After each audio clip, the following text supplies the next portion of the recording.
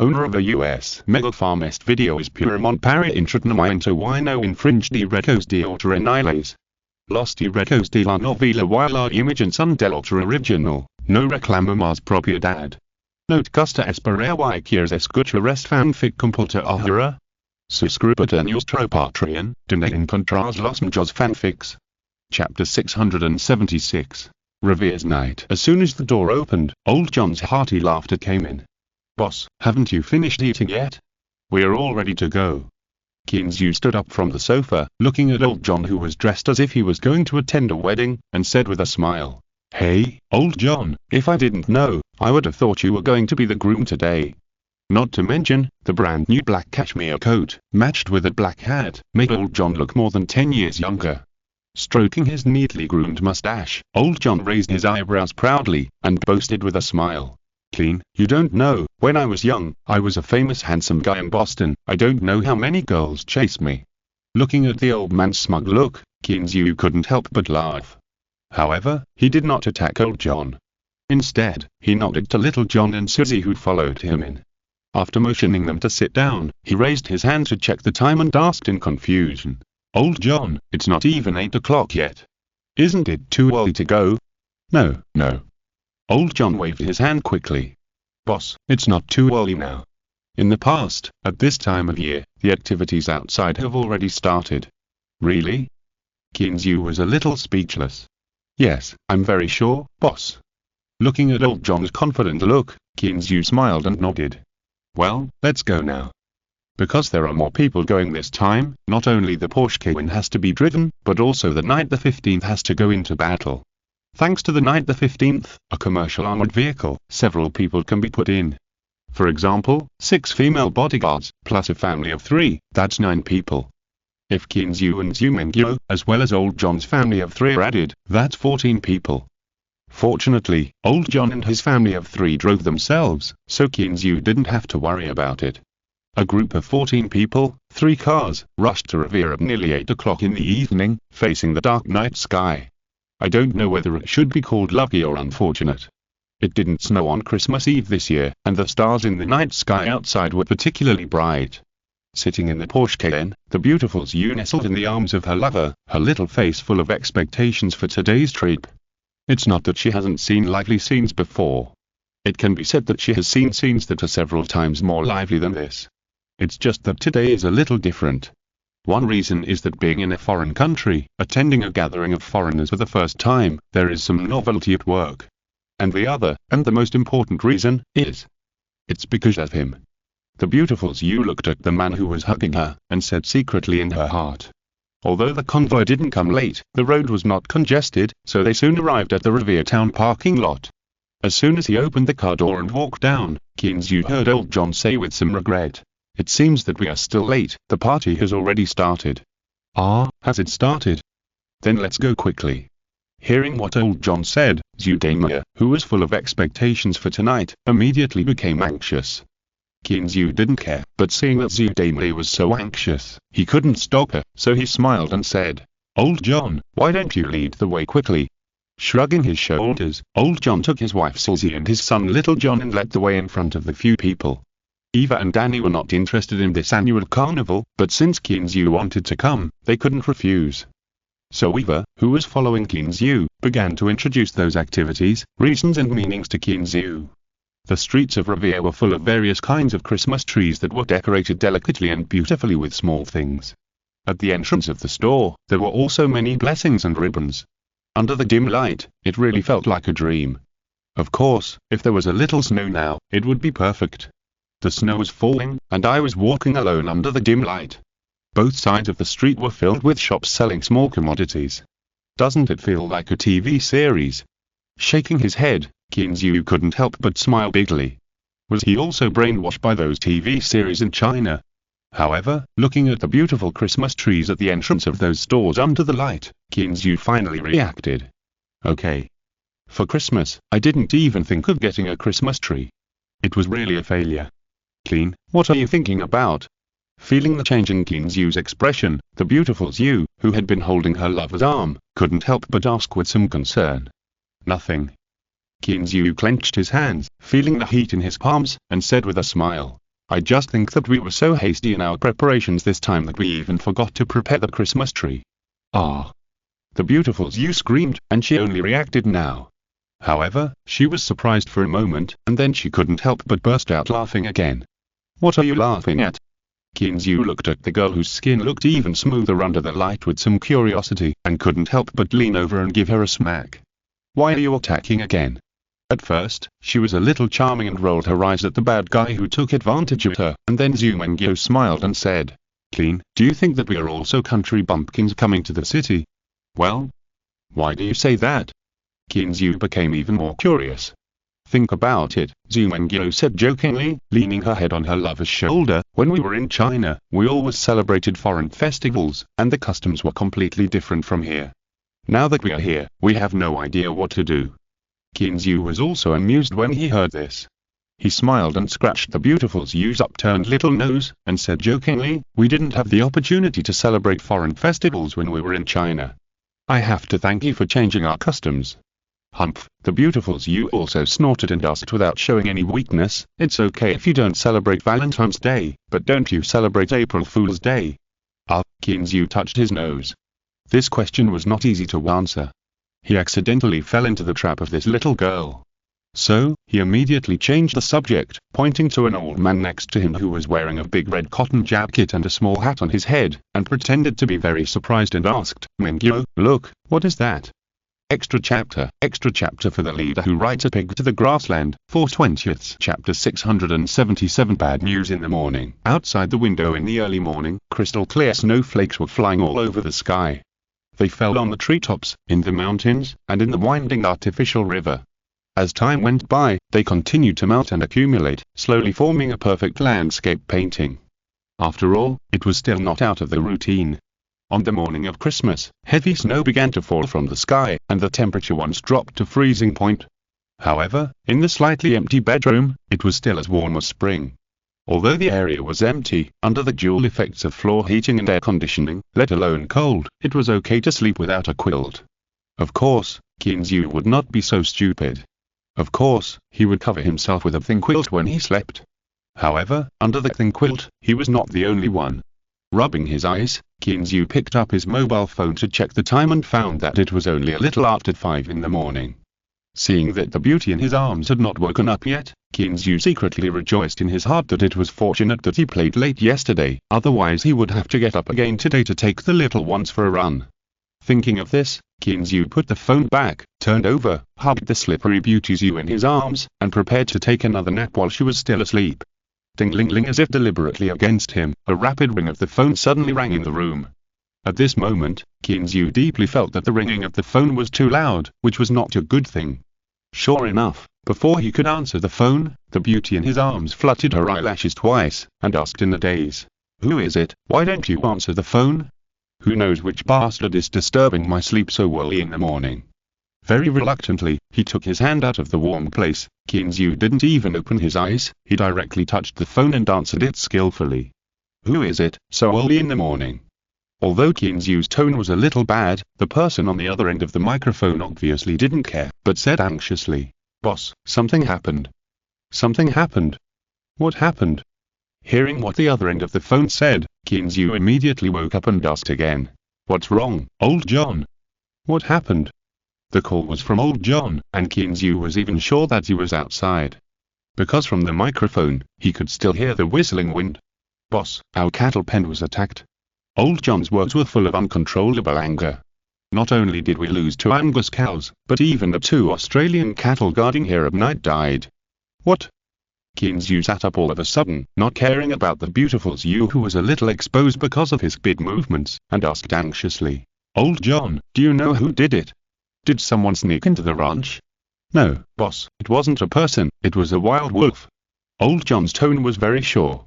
"Wild wolf? Are they so brave?" Zhu asked in surprise. Old John smiled bitterly. "Boss, they are not very brave, who else is braver?" After a pause, he said with certainty, "It must be them. It snowed last night, and there were footprints of them at the scene." Zhu was speechless now. Okay, he just killed a few wild wolves a few days ago, and now his ranch was attacked. When did the wild wolves in the United States become so arrogant? After hanging up the phone, Kinzu got up and put on his clothes, while saying to the beautiful Zhu who was getting ready on the bed, "Mingyo, you sleep for a while, I'll go to the cowshed to take a look." Although the beautiful Zhu was still a little confused just now, she also heard the general idea, and asked with some concern, "Why is there still a wild wolf? Is everything okay?" Kinzu smiled, lowered his head and gently touched her pink lips. "Don't worry, it's okay, don't we still have the white tiger?" Hearing Kinzu talking about the white tiger, Zhu Mengyo felt much more relieved and reminded, "Then you must bring the white tiger over, don't forget." Kinzu nodded gently, and after covering Zhu Mengyo with the quilt, he opened the gun cabinet, took out his Remington, and then walked out of the door. When he got downstairs, Kinzu was surprised to see that Dale and Diva had already gotten up. Not only that, Danny, who stayed here last night, was already sitting in the living room. Kinzu saw them, and of course they saw Kinzu too. Eva turned around and looked at the Remington in Kinzu's hand, and couldn't help but be a little surprised. "Boss, what are you doing?" Kinzu nodded at Danny and forced a smile on his face. "Nothing, something happened in the cowshed, I'll go over to take a look." After saying that, without waiting for the others to react, he walked out of the villa, greeted Bellu who was still dozing, and rushed to the stable. "Sister, go and see what's going on." Seeing that Kinzu had already left, Eva hurriedly said to her sister beside her. Dale had already run upstairs before Eva could speak. After rushing into the room in a few steps, Dale quickly opened the gun cabinet, took out his M16, greeted his sister and father, and chased after them.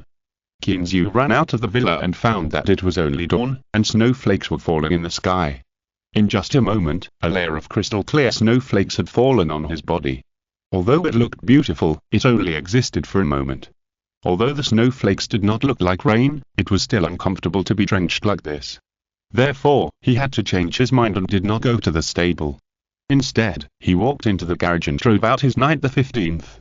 As soon as the car drove out of the garage, Kinzu saw Dale. After waving at her, he opened the back door and let Bellu sit in. Seeing this, Dale did not say anything. She opened the passenger door and sat in.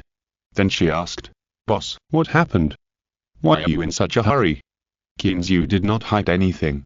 While starting the car, he briefly explained the matter. Hearing that there are still wild wolves, Dale frowned slightly and asked with some doubt, "It shouldn't be, the wild wolves in America have been almost wiped out, when did they become so rampant again?" Kinzu smiled bitterly and shrugged, saying helplessly, "Perhaps only God knows the answer to this question." There was no conversation along the way. Night the 15th walked in the pasture in the snow, facing the slightly pale sky, and headed towards the cattle pen. When Night the 15th stopped beside the cattle pen, several female bodyguards also rushed over with serious faces. Because the grazing time had not yet arrived, they were still asleep when Kinzu set out. Kinzu had to be a little surprised that they could arrive with him now.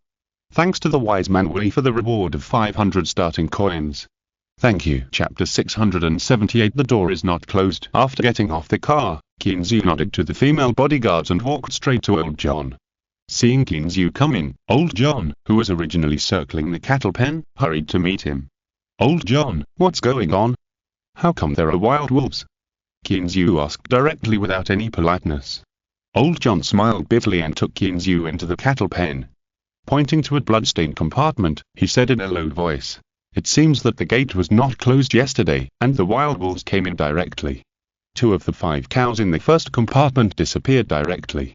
The door is not closed." Kinzu turned his head and looked at the gate of the cattle pen.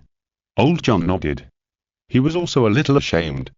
The ranch was under his control, but now this kind of thing happened.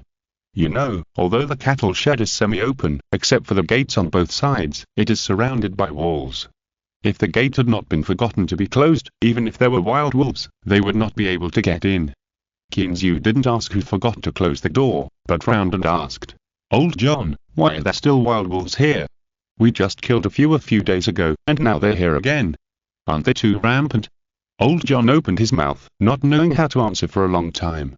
Finally, he couldn't stand being looked at by his boss, so he said embarrassedly, "Maybe it's because of the heavy snow, the food in the mountains is a little scarce, so they're so rampant." Heavy snow. Kinzu thought about it for a while, and it was really possible. Because once it snowed, food in the mountains would definitely not be so easy to find, so these guys turned their attention to him. "What should we do?" "We must find them out," Kinzu said in a somewhat irritable tone. We can't just let them watch us from the side, otherwise our cowboys will be worried when they graze in the future. Old John nodded in agreement. Yes, we must find these guys out. But he looked outside, the snowflakes falling like goose feathers, and shook his head in disappointment. Boss, it's not the right time yet. It's not easy to move with such heavy snow outside. Kinzu knew that it was impossible to move today, so he didn't say anything, but looked around the cattle pen. Old John, do you know how many wolves came this time? Old John pondered for a moment, and said uncertainly, I don't know the specific number, but judging from the footprints at the door, there should be no less than 10 wild wolves. Hiss. Kinzu took a deep breath. 10 more? These are wolves, not sheep. If he was surrounded by these guys by accident, even if Kinzu was powerful, he would be skinned. What is the most important characteristic of wolves? Unity. Wolves, especially those in the wild, are very united. As long as the leader gives an order, they will tear their targets to pieces. However, when Kinzu touched the remnant on his back, he relaxed immediately. What if they're united? Now it is a modern society. If you have a few wolves, I will shoot them and make sure they are all scum. Once he relaxed, Kinzu's face was not so ugly, and the people around him breathed a sigh of relief. It seemed that the storm was over. After watching for a while, Kinzu seemed to remember something, turned around and looked at Old John, and asked, Where are the 2 Australian shepherds? Are they dead? Dead. Old John answered carefully beside him. Kinzu sighed again in his heart. These dozen Australian shepherds can be said to be bought by him as soon as he came to the United States. He originally thought that if the 2 poor guys were not dead, he would feed them with spiritual liquid directly. But now, he didn't even have the chance to feed them. After a moment of silence, Kinzu walked around a few more cowsheds, then turned around and looked at the slightly decadent old man in front of him, and said in an extremely serious tone, Forget it this time, but, Old John, you must be prepared and never be attacked by wild wolves again. Nodding vigorously, Old John also promised with a serious face. Boss, don't worry, if this happens again, Old John, I will accompany you with my life. He said it very seriously, but Kinzu didn't know whether to laugh or cry. Why do I need your life? You'd better be honest and work for Tycoon Ranch for a few more decades. Walking out of the cowshed and coming to the world covered with ice and snow outside, Kinzu drove the white tiger at the door back to the car. Because just a moment later, some of the cattle had begun to tremble. After settling the white tiger, he also opened the co-pilot and sat on it. This time, Dale drove the car. While rushing back, Kinzu was thinking in his heart, if this group of guys came again, what should he do? These guys came in the middle of the night, and who would be guarding the cowshed in the middle of the night? The more Kinzu thought about it, the more headache he felt. Could it be that Cheese was guarding there at night? Oh, Kinzu's eyes suddenly lit up. Cheese. That's right, there is also Cheese. He has nothing to be afraid of in the dark. It shouldn't be a problem to let him guard for a few days. After making up his mind, Kinzu relaxed. As the car stopped at the door of the villa, he opened the door and walked into the villa. Boss, are you okay? Seeing Kinzu coming in, Eva looked at him with some concern. Although she also asked the bodyguards about the cause and effect of the incident, she still couldn't help but worry.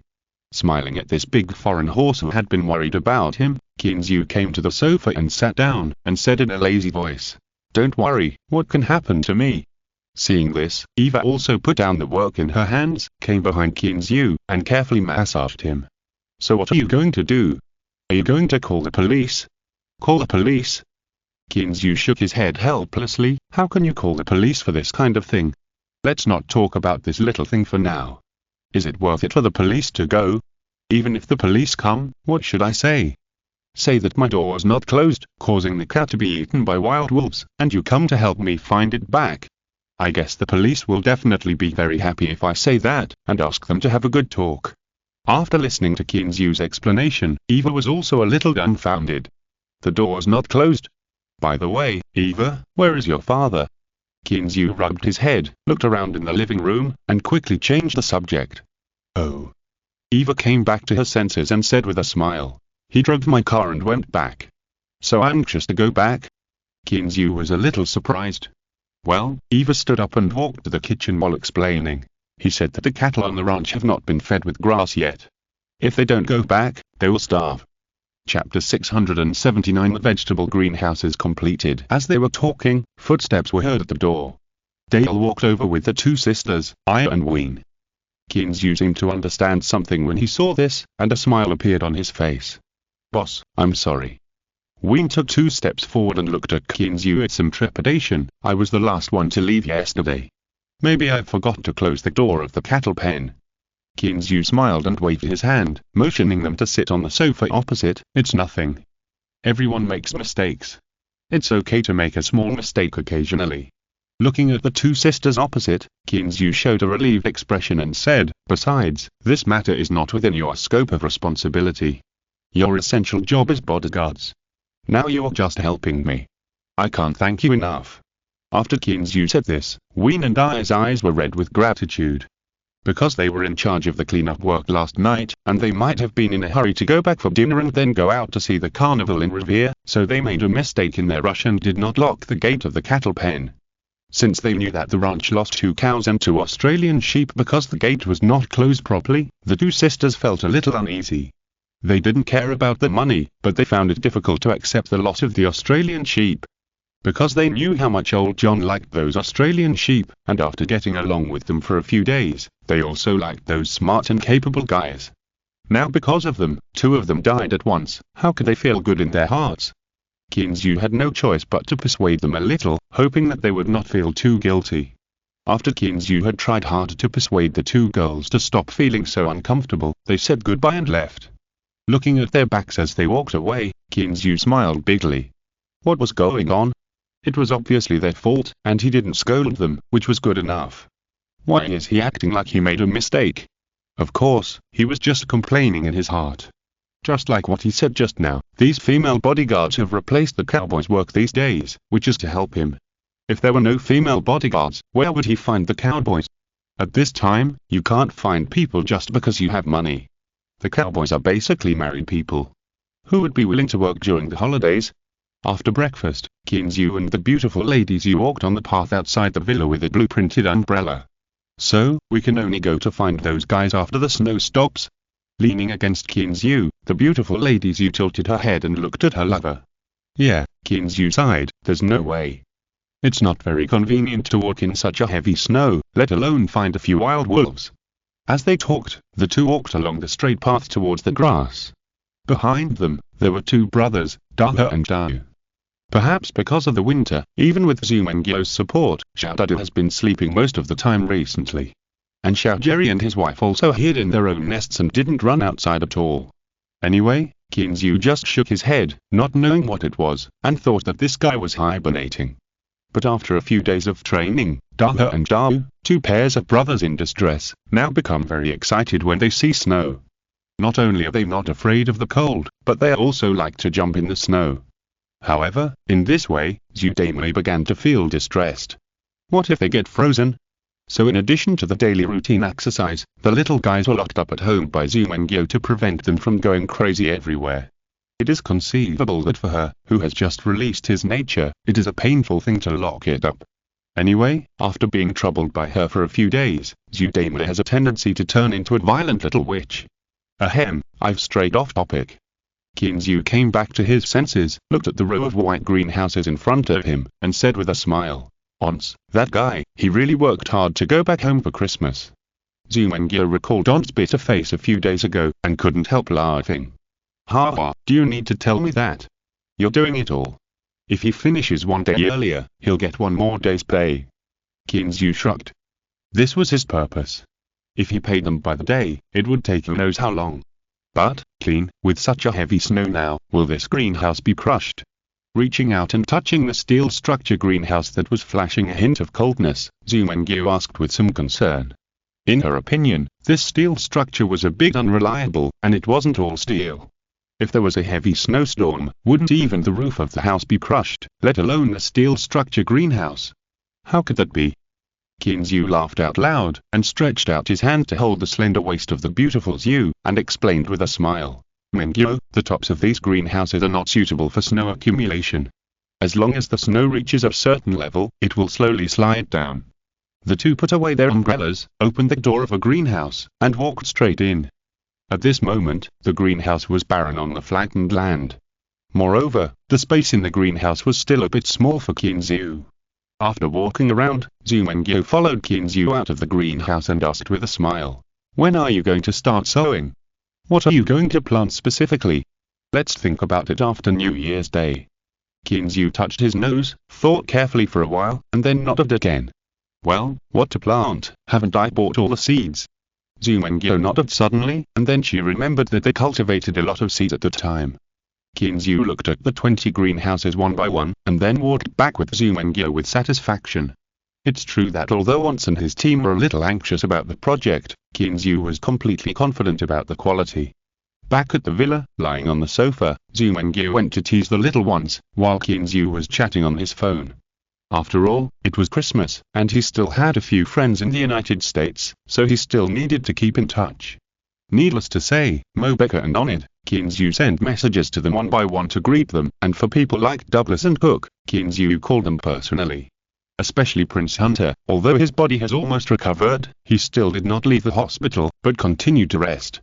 Extra update for the leader who rides a pig to the grassland, 5/20, chapter 680. Qinzhu's phone call. Of course, Qinzhu had his own understanding of why Hunter did not leave the hospital. Because just before Christmas, Qinzhu heard that one of Hunter's younger brothers had a car accident. And the bodyguards who came with him, except for a few, all had accidents. Well, as far as Qinzhu knew, it was definitely an accident. As for why they all had accidents so coincidentally, Qinzhu didn't know. The heavy snow fell all day without stopping, so Qinzhu stayed at home with the beautiful Zhu for a whole day. Fortunately, there is the internet these days, and various TV series and movies are emerging in an endless stream, so even if it is snowing heavily outside and the temperature is close to zero. But Qinzhu, who was nestled in the warm living room sofa, hugged his soft and smooth wife in his arms, watching the fierce American blockbuster, and spent the day very comfortably. At night, after a fierce love-making, Qinzhu hugged the beautiful Zhu who was sweating all over and had fallen asleep in his arms, but his thoughts had already shifted to cheese. Although the white tiger has good vision at night, Qinzhu still chose cheese as the guard at the cattle pen. There is no other way. Snakes are the best in night vision, not to mention the enhanced cheese.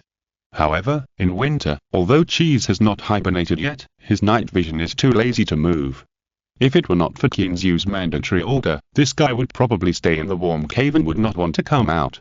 Under the cover of the night, Qinzhu controlled cheese, shaking his huge body, and slowly approached the cattle pen. However, when he was about to approach the cattle pen, Qinzhu suddenly stopped. "Is there anyone?"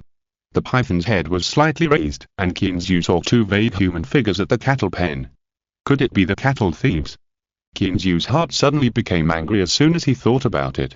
"Well, I haven't caught the wild wolf here yet, but you guys are here." Thinking of this, Qinzhu hurriedly increased his speed and quickly moved along the cattle pen towards the door. At this moment, in the cattle pen, two figures were sitting sideways next to the haystack. While enjoying the unavoidable unpleasant smell of the livestock gathered in the cattle pen, they also had to be on guard everywhere. What sound? Suddenly, one of the figures' ears slightly pricked up, and listened carefully with some confusion. What sound is there? The other figure also listened nervously for a long time, but in the end, she didn't hear anything except the panting of the youngest cattle. No, there must be a sound. While whispering, one of the figures picked up the weapon in his hand and slowly moved towards the door. "No way, Aya, why didn't I hear it?" The other figure, Ween, also stood up nervously. That's right, who else could it be if it wasn't Ween and Aya who are still waiting in the cattle pen in the middle of the night?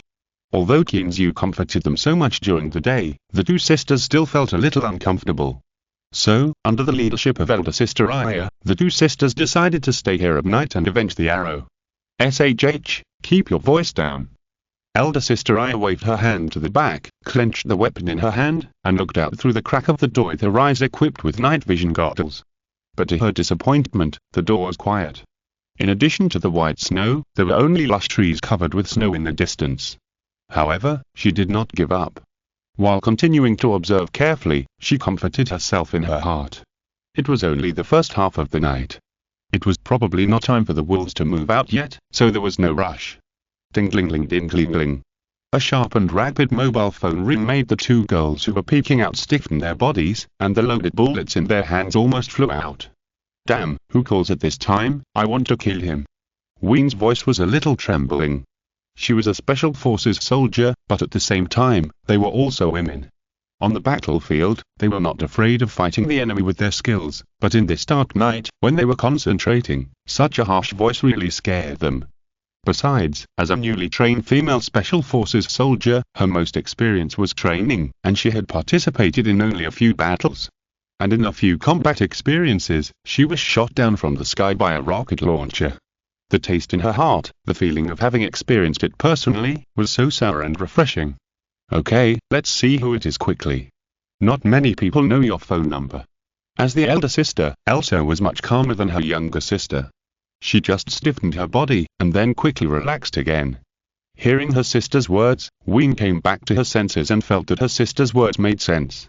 She was not a celebrity, and not many people knew her mobile phone number. However, when she took out her ringing mobile phone and saw the familiar name on the screen, she was a little stunned. Is it the boss? A somewhat surprised voice made Elsa turn her head involuntarily. Sure enough, the boss's name was clearly visible on her sister's phone. It's so late, why did he call? Aya couldn't help but raise her eyebrows. Who knows? Ween shrugged, also with a puzzled look on her face. Isn't he asking you to go over and accompany him? Aya touched her chin, with a look of suspicion. In the middle of the night, a young male boss called his female bodyguard. Even if there was something, he should call Erika or herself. Why would he call Ween? Sister, what are you talking about? Is the boss that kind of person? Ween rolled her eyes, and without further speculation, she answered the phone directly. Seeing this, Aya quickly swallowed back what she was about to say. Looking at her sister with a happy expression on her face, she really wanted to say that her boss was really the kind of person. At least, just look at Eva and you will know. Of course, she didn't dare to say this in front of Kinzu, so after seeing Ween answer the phone, she quickly swallowed back her words. But why is Evelyn's expression so strange? Seeing Evelyn's expression gradually change from surprise to astonishment and shock, Elsa began to grumble in her heart. Could it be that her philandering boss really made excessive demands? As for why she was not angry or furious, but rather a little unhappy and slightly disappointed, Elsa herself could not understand it. When Evelyn hung up the phone in a daze, Elsa asked impatiently, "What's the matter?" "Evelyn, did that philandering boss make any excessive demands?" "Don't be afraid, sister will help you teach him a lesson." Chapter 681 confused Aya. No, that's not the case. After hearing her sister's words, Ween came back to her senses, waved her hands, and explained in surprise. "The boss called and asked us to go back to bed early." "Oh, so that's it." Aya breathed a sigh of relief, as long as it wasn't an excessive request. However, just when she turned around and prepared to continue observing the situation outside, Aya finally reacted. "What? Ween, what did you say?" "The boss asked us to go back to bed early." "Did you tell him that we are here?" Listening to her sister's series of questions and looking at her surprised expression, Ween shrugged helplessly. "Did I say it just now? Didn't you hear it?" But how did he know we are here?" Aya knew that Ween didn't say it just now, otherwise she wouldn't be so surprised. But because she knew it, she was even more surprised. Scratching her hair in annoyance, Aya felt that she must have hallucinations. Only God knows this question. Ween's little face was full of helplessness. She looked at her sister. "The key is, what should we do now? What should we do?" Aya, who was still a little surprised at how Kinzu knew their whereabouts, asked subconsciously.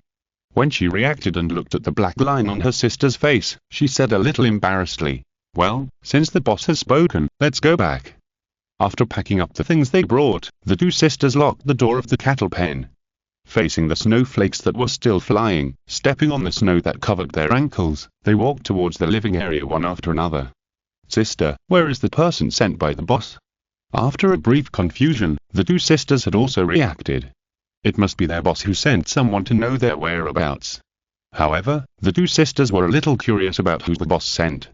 "How should I know?" Aya said, and her eyes with the perspective device were still looking around. She always felt that she was being spied on by something, but when she looked carefully, she found nothing. "Maybe we think too much," Aya murmured to herself. However, she also knew that she was just comforting herself. Because, from the fact that Kinzu could clearly know their whereabouts, he must have sent someone here. After all, there were no cameras installed here. Apart from sending people here, how could Kinzu know their whereabouts? But the pride in her heart did not want to admit her failure. She was obviously being monitored, but she could not find anyone at all. This was a serious blow to a scout. Who was sent by the boss? Was it Erika? or other sisters? Why didn't they come out to meet the two of them? Moreover, even if it was them, she should not have been unaware of it. However, their doubts were destined to be unanswered by anyone. Of course, they could never have imagined that Kinzu did send someone here, and he was the one who sent him. Well, it can't be said that they are people, but just one of his pets. At this moment, Cheese was hiding a few hundred meters away, perched on a small hill, watching the two girls leave quietly. In fact, Kinzu was very moved when he found the two sisters guarding the cattle pen. You know, the smell in the cattle pen, let alone a few girls who have never experienced ranch life, even the cowboys who have been working in it for years, are unwilling to stay in it often without masks. But it is precisely because of the touch that Kinzu can't let them stay in it. Our landlord Keen is very sympathetic to women. So, he secretly hid in the bathroom and called the two girls. When he was sure that the two girls had gone far away, Kinzu retracted his gaze, quickly slid down the hillside, and swam to the other side. The small hill he just came from was still a little far from the cattle pen. Although he could clearly observe the situation in front, he was afraid that he would not have time to block those bastards. Therefore, he needed to get closer, but he couldn't disturb the cattle. Although it was a big troublesome, in order to make these guys grow happily and bring him happy rewards, these troubles were nothing. At the edge of a small forest, after settling Cheese, Kinzu retracted his vision while repeatedly reminding him to pay attention to the situation in the cattle pen. That's right, he left Cheese there to guard and came back to sleep in. Although Cheese protested countless times against his master's abuse of power, he was always ruthlessly suppressed by the dictatorial master. In desperation, and under the temptation of countless delicacies, the proud Cheese finally compromised and stayed by the cattle pen to wait honestly. Early the next morning, when Zudame hadn't woken up yet, Kinzu had already woken up from his sleep. And after waking up, the first thing Kinzu did was to sigh deeply. There was no way, if he wasn't woken up by Cheese at night, it meant that there was nothing to gain that night. Sure enough, when Kinzu turned his attention to Cheese, the lazy guy had been buried by a thick layer of snow. Okay. Kinzu told him not to move, but he didn't move all night and was buried alive here. Shaking his big head to get rid of the snow on his head, Cheese looked over to the cowshed. The sky was already bright at this moment, and the snowflakes were still falling. Although it hadn't stopped yet, it was much smaller than yesterday. After a day and a night of accumulation, the thickest part of the snow on the ground was nearly 20 centimeters, and there was a white mist everywhere. On the other side of the cowshed, the gate had been opened. In addition to the mooing sounds, you could also hear bursts of mechanical sounds from time to time. On such a snowy day, these Angus cattle would not be driven out to graze. There was no way. Even if they were driven out, they couldn't find food in such a thick snow. Moreover, if they are accidentally frozen, it would be a loss. Therefore, whenever there is such bad weather, the cattle will not be driven out, but stay in the cowshed to feed some grass or something. Of course, with nearly 10,000 cows and so much grass, it is impossible to add it manually. Moreover, in this country with a high degree of mechanization, there is no need to add it manually. After all, labor in the United States is much more expensive than machinery. Therefore, Kinzu knew that the rumbling sound was the machine used to add grass. Chapter 682. Price Increase. Just as Kinzu was absorbed in watching, a burst of laughter came from a distance, and several female bodyguards came to help. However, Aya, who was walking in the crowd, had slightly swollen eyes, and it was obvious that she had not slept well. She had been secretly looking at the sisters around her, wanting to see who was specially assigned by the boss yesterday. However, looking around, everyone was very energetic, and no one looked like they had stayed up all night. Just as she was thinking, a chocolate beauty next to her winked at Aya with a hint of ridicule. "Hey, Aya, what's wrong with you? Did you go to a tryst with the boss yesterday?" Yes. Another blonde and blue-eyed big horse also came over, and deliberately stared at Aya up and down for a while, then turned to look at Ween next to her and teased. "Xiao Wen, look, your sister ate alone and didn't bring you with her." Ween's face was also a little strange. She knew exactly what her sister did yesterday. But why was she fine, while her sister looked so haggard? Of course, she didn't know that Elsa didn't sleep well the whole night. She was immersed in that blow, tossing and turning for most of the night, and only fell asleep when it was light. When she looked in the mirror early this morning, she was shocked by her own appearance in the mirror. She had expected that she would be teased by her good sisters today. So facing the teasing eyes of several people, she gave the most direct response. "Ah. You're a hooligan." Being suddenly attacked, the chocolate beauty couldn't help but scream, and quickly stretched out her hands to protect her chest, staring at Elsa in front of her with shame and anger. In response to the chocolate beauty's shameful and angry eyes, Elsa did not dodge, but moved her wrists, and said intoxicatedly, "Kathleen, your body is still so elastic, and it feels really good." Facing the female hooligan Elsa, Kathleen has always been at a disadvantage. There is no way who can't beat her. So, Katrine turned her eyes to the side, looking at the blonde female bodyguard with a pair of long legs. "Winnie, come and help me."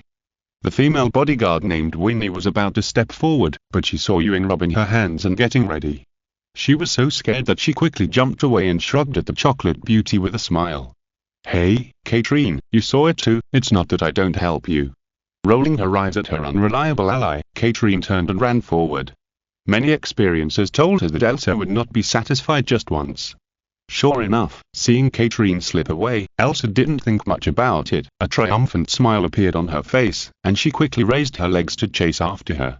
"Stop, don't run, let me help you rub it again, I guarantee it can be one size bigger." After laughing and talking, several people ran into the cowshed and started a busy day. For them, such a simple life has not been experienced for a long time. When the outside was calm again, Kinzu shook his body, shook off the snow on his body, twisted his body, and slid to his nest. There was no harvest today, so he could only come back at night. Although he was a little anxious, Kinzu had no good solution. The ranch was so big and the mountains were so deep, he couldn't just go to find a few guys one by one. The snow fell all day, but for the people on the ranch who had nothing to do, it was not a big obstacle. There was enough meat and seafood in the refrigerator to ensure that they could not finish eating it for a month. The vegetable field was not far away, so it was very convenient to supply fresh vegetables. The only thing that was not very convenient was the vegetables supplied to the Western restaurant. It was not that there were no vegetables in the vegetable field, but it was very cold, and everyone had to break through the snow to pick them, which was really troublesome and cold. So, in order to show the fruits of everyone's labor, Kinzu called Chen Mu directly. "Hey, Brother Chen, should we raise the price of our vegetables?" Chen Mu, who received the call, was not surprised at all. He smiled and said, "I have long felt that the price should be raised. With such high-quality vegetables and such perfect ingredients, our restaurant must be different from other restaurants." Kinzu nodded slightly after hearing what Chen Mu said. "Anyway, now that so many people agree with the ingredients here, the price can be raised. Although it is okay to raise the price at the beginning, it is always a shame if everyone does not taste the delicious food." After receiving Kinzu's call, Chen Mu changed the prepared menu. Moreover, not only did he post a notice in a conspicuous corner of the restaurant, he also instructed every waiter to remind the guests when they order. As for the reason, there is a shortage of high-quality ingredients. There is no way. There is only so much quantity. You can eat it or not. In the evening, Chen Mu called and said with a smile, "Boss, the situation is good. Although the price of dishes has generally increased by 10 to 20%, the guests have no objection." Kinzu had just finished dinner, and when he heard him say this, he also laughed. "That's good. Our ingredients are so high quality, so there must be a price that matches it." Chen Mu nodded, and the smile on his face became brighter. "There is no problem with this, but, boss, you must also supply our ingredients. Don't sell ordinary ingredients at such a high price." Kinzu affirmed Chen Mu's doubts and said that there was no need to worry about the ingredients. After hanging up the phone, Chen Mu leaned back in the boss chair and closed his eyes to rest. He believed that under his leadership, he would definitely leave the other 2 3-star restaurants of the same level behind. It had been snowing outside for a day and had gradually stopped. When everyone locked the cowshed gate and went home, Kinzu came to the old place again. Lying in the snow, looking at the white surroundings with boredom, Kinzu felt a little bored and expectant. After settling the cheese, Kinzu collected his thoughts and left the situation here to it. Opening his eyes, looking at the beautiful Zhu in his arms, who was looking at him with big eyes, Kinzu smiled gently. "Mengyo, go to sleep, do you want to do it again?" Hearing her lover say this, a blush appeared on Zhu's pretty face. After a charming look at this guy, she arched her body into her lover's arms and muttered softly, "You were a glutton who can't be satisfied, go to sleep." Kinzu smiled, kissed the beauty on the forehead, and closed his eyes to go to sleep. But accidents often come inadvertently. Chapter 683 Wolf Howling on Snowy Night Raw. Kinzu was awakened by a fierce tiger roar not long after he fell asleep. After the tiger roar that broke the silence of the night sky, a group of chickens and ducks clucked in panic.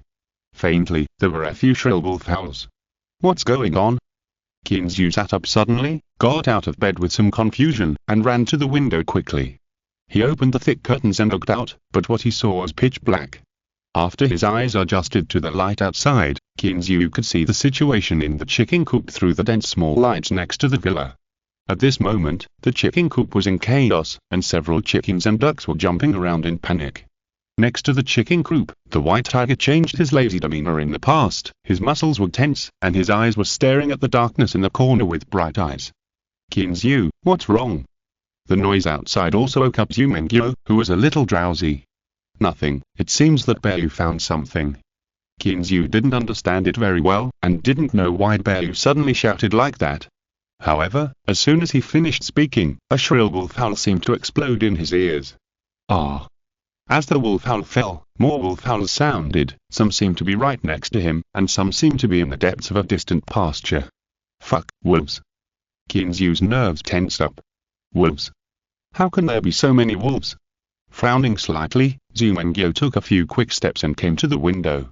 She looked outside through the night and asked in confusion, "Why does this sound seem to be outside the window?" Kinzu nodded, his eyes fixed on the direction that Bearyu was looking at, where he could vaguely see more than a dozen pairs of green lanterns. It should be outside the window. I didn't expect that they would keep their eyes on me after I killed a few of them. Kinzu muttered to himself. He knew very well that these were probably the accomplices of the wolves from a few days ago, otherwise, they would not come to besiege a human gathering place for no reason. But he didn't expect that these guys were so bold that they dared to rush here directly. Thinking of this, he couldn't help but sneer twice. Are these beasts starving their brains? With the modern weapons in the villa, let alone a dozen wolves, even if there were a siege of hundreds of wolves, Kinzu could face it calmly. Turning his head and looking at Zumengyo, Kinzu found that although there was some surprise in her eyes, there was no panic. What? Zumengyo, aren't you afraid? Afraid? Zumengyo chuckled twice, staring at Kinzu with sharp eyes. With you here, what should I be afraid of? Kinzu's heart trembled when he heard this, and a smile appeared on his face. He nodded and said, "Don't worry, they are just a few beasts. I will go and deal with them right away." Bang bang bang. Before he finished speaking, the bedroom doors knocked. Hearing the rapid knocks, Kinzu walked over and opened the door. As soon as the door opened, Dale's slightly calm face appeared in front of Kinzu. "Boss, you stay in the room, I will go and deal with those guys." Seeing that Kinzu was fine, Dale, holding the M16 in his hand, breathed a sigh of relief and turned around to go downstairs. "Wait a minute, I'll go with you." Kinzu ignored Dale's frowning expression, turned back to his room, changed his clothes, opened the gun cabinet, took out his Remington, and prepared to follow Dale downstairs. "Kinzu, wait for me." Seeing that Kinzu and the other two were about to leave, Zumengyo, who was wearing pajamas, didn't bother to change clothes and hurriedly followed. Kinzu didn't stop her. Anyway, he let her stay in the living room for a while, and she couldn't go out anyway. Before they walked downstairs, his and Dale's cell phones rang at the same time. The calls were from Erica and Aya. They heard the tiger roar and the wolf howl, and were driving over to ask what the current situation was. Kinzu looked outside through the floor-to-ceiling glass in the living room and found that the wolves were slowly retreating, while the white tiger was approaching step by step, but every step was taken very carefully. There are about a dozen wolves here, but nothing is happening for now. There is a white tiger guarding, so they dare not come forward. After talking on the phone for a few words, Kinzu asked, "Has anyone gone to the cowshed to check? I think I heard the sound of wolves howling there." "Well, Elsa has already gone there with Katrine and a few others. Ewan and Winnie are rushing here and will be there soon." Sitting in a Ford 750 pickup truck, Erica reported nervously. She was not far from the villa now. When she heard the first tiger roar, she felt something was wrong, so she climbed up quickly. As she expected, more than a dozen consecutive wolf howls sounded, which also scared her. Even without her saying anything, as soon as she started the pickup truck, several sisters rushed over separately. "Well, be careful when you come over, I'm afraid they will attack you." Looking at the dozen pairs of green eyes that were a little creepy outside, Kinzu warned with some worry. "Well, boss, I got it. You guys have to be careful too. Don't come out." Erica said, steering with her hands and stepping on the accelerator with her feet. Under her control, the powerful engine of the Ford 750 roared, making the steel behemoth move forward quickly. After hanging up the phone, Kinzu glanced at Dale. "How is it over there?" "Elsa has arrived. The Australian sheep are confronting the wolf pack. 2 Australian sheep have died." Dale's face became very ugly, and there was a hint of murderous aura between her eyebrows. It seems that she has already hated these brutal guys to the extreme. Kinzu also frowned when he heard it, although he didn't have much affection for those Australian sheep. But no matter what, he bought them himself, and he has worked on the ranch for so long. Even if he has no credit, he has worked hard. What's more, you can hear old John often praise them, and you will know that they must have credit. In just a few days, 4 of these excellent Australian shepherds were lost in vain. These guys must die, not a single one can be spared. Looking through the French window at the dozen or so black shadows slowly retreating outside, Kinzu secretly made up his mind. Si est escuchando esta novela en un canal distinto a mundo fanfic novelas, significat lo descarga and y subieron sin esfuerzos invitamos cordialmente a visitar nuestro canal. Mundo fanfic novelas all encontrar la versión original de esta historia y podrás explorar muchas otras novelas de diversos narradores. Te esperamos para sumergirte en un mundo de novelas incredibles. Chapter 684.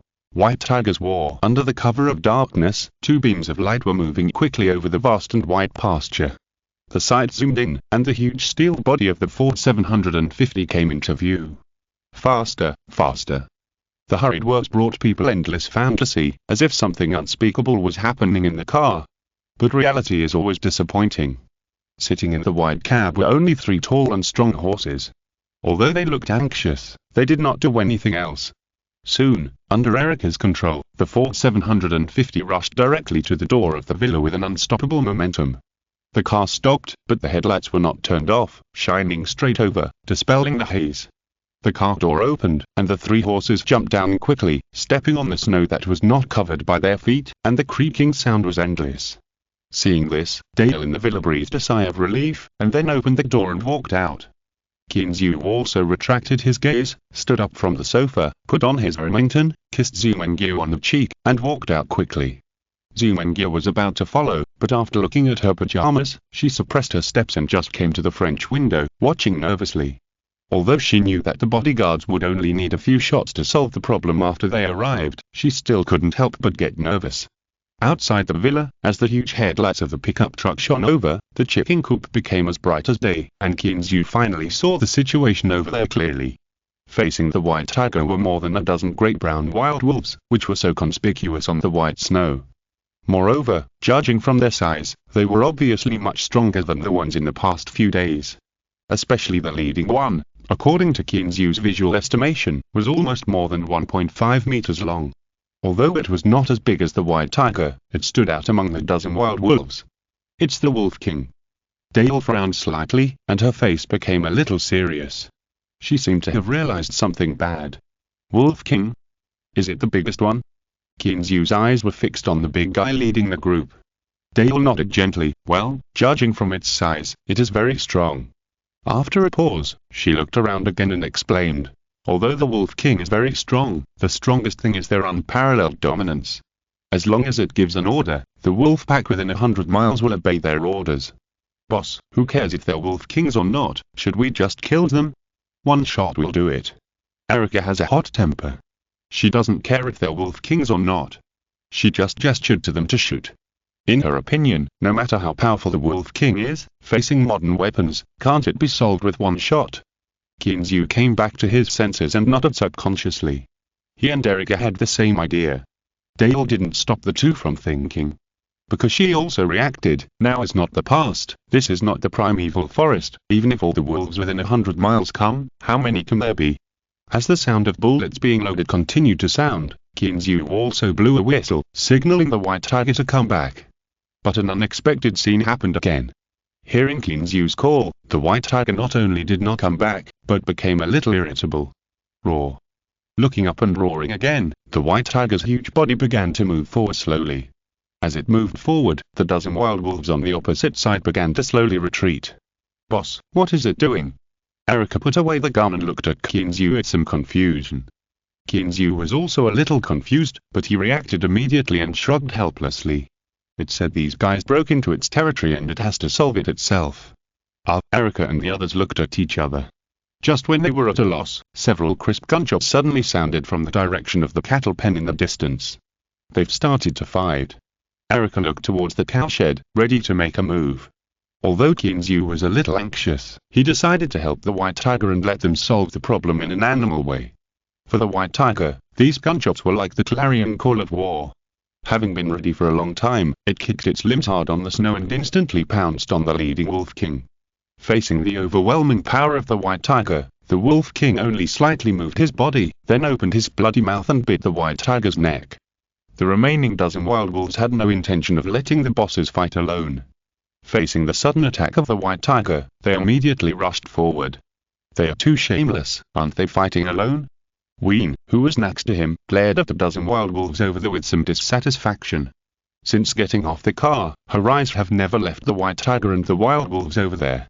After all, she was not very old and still had a childish mentality. Seeing that they were going to fight one-on-one, the little girl was quite excited. Who knew that there were actually more than a dozen wild wolves coming together, and the little girl who was watching with great interest suddenly became a little angry. Hearing Ween's words, Qinzu next to her rolled his eyes and said with a bit of a smile, "Wild wolves are originally social animals. Don't they always rush forward in a crowd when fighting?" Ween was a little speechless. To be honest, she didn't really understand it. While she was talking, the situation on the other side had new developments.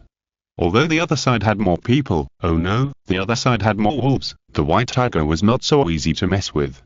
After dodging the sharp teeth of the wolf king, the white tiger's thick tail whipped up, aiming at the wolf king's big head. Now, the wolf king who pounced on it couldn't control his body, as if he had put his head in front of the white tiger's tail, and was severely whipped by the tail. With a howl, the wolf king's sturdy body flew up more than a meter high and fell heavily on the snow not far away. But the white tiger was not feeling well either. Although he successfully threw the wolf king away, there were too many wild wolves rushing up. When he was not paying attention, he was bitten on the head by a wild wolf. Roar. In pain, the white tiger roared again, and his eyes gradually turned blood red. Ignoring the wild wolf biting it, the huge head shook violently, and directly knocked away a wild wolf that wanted to attack it. When the wild wolf that wanted to attack let out a wail and fell 2 meters away, the white tiger's brain had turned back and opened its bloody mouth towards the wild wolf that was still biting it. Chapter 685. Both sides suffer. The night was still dark, and the bright moon was looming in the dark night sky. On the white snow, several figures were constantly changing positions, and the roars continued. The roars of tigers and wolves, accompanied by sporadic gunshots, made this quiet night a little different. The broken limbs, broken arms, and red blood stained the white earth, which looked a little creepy under the bright lights. Time passed unknowingly, and Qinzu's eyes never left the place illuminated by the lights. More than a dozen wild wolves had been lost, leaving only the wolf king and the last 2 wild wolves who were already seriously injured, still struggling to support. In contrast, the white tiger's eyes were all red. Blood red. Clean, woo. Let the white tiger come back. At some point, Zhu Mengyu appeared beside Qinzu. However, at this moment, the beautiful Zhu had become tearful. Qinzu's face looked very bad. He raised and put down the remington in his hand several times, and finally sighed deeply. "Mengyu, this is a war between their territories. We can't intervene."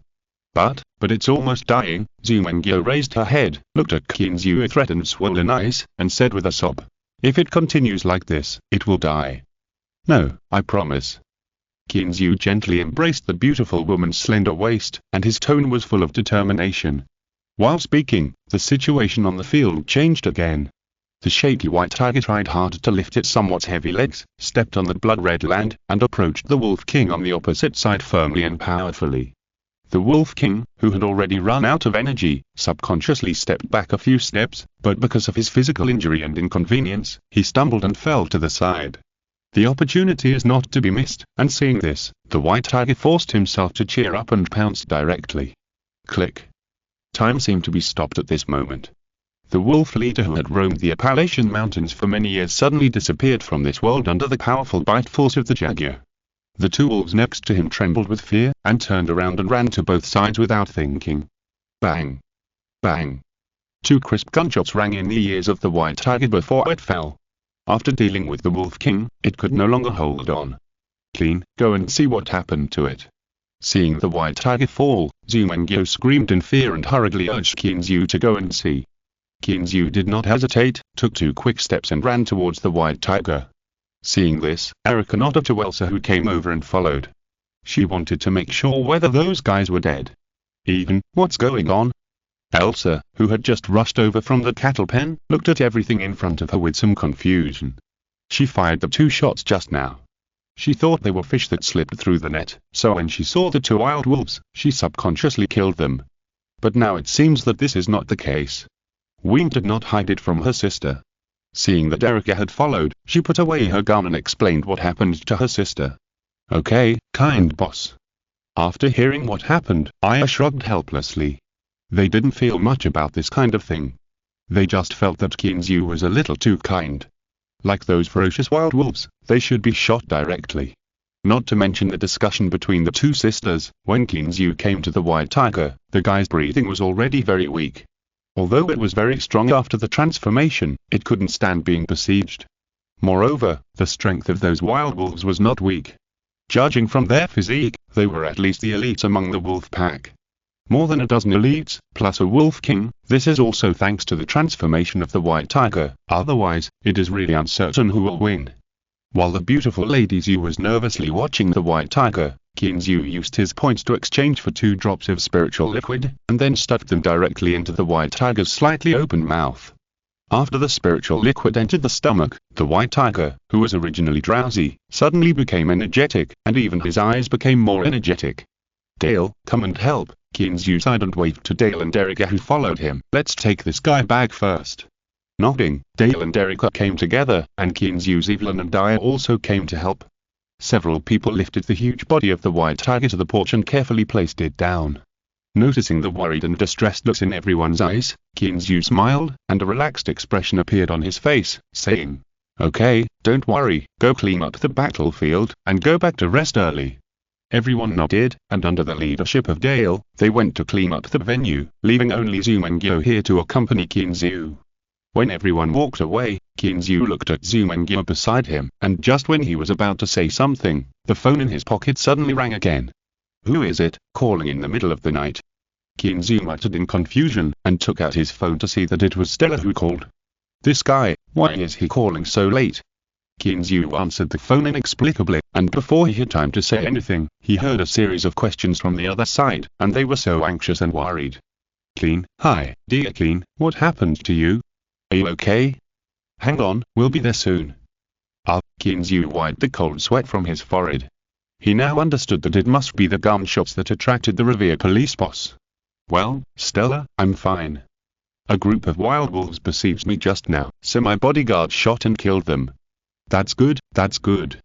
Stella breathed a sigh of relief at first. The only thing he was afraid of now was that something happened to this guy.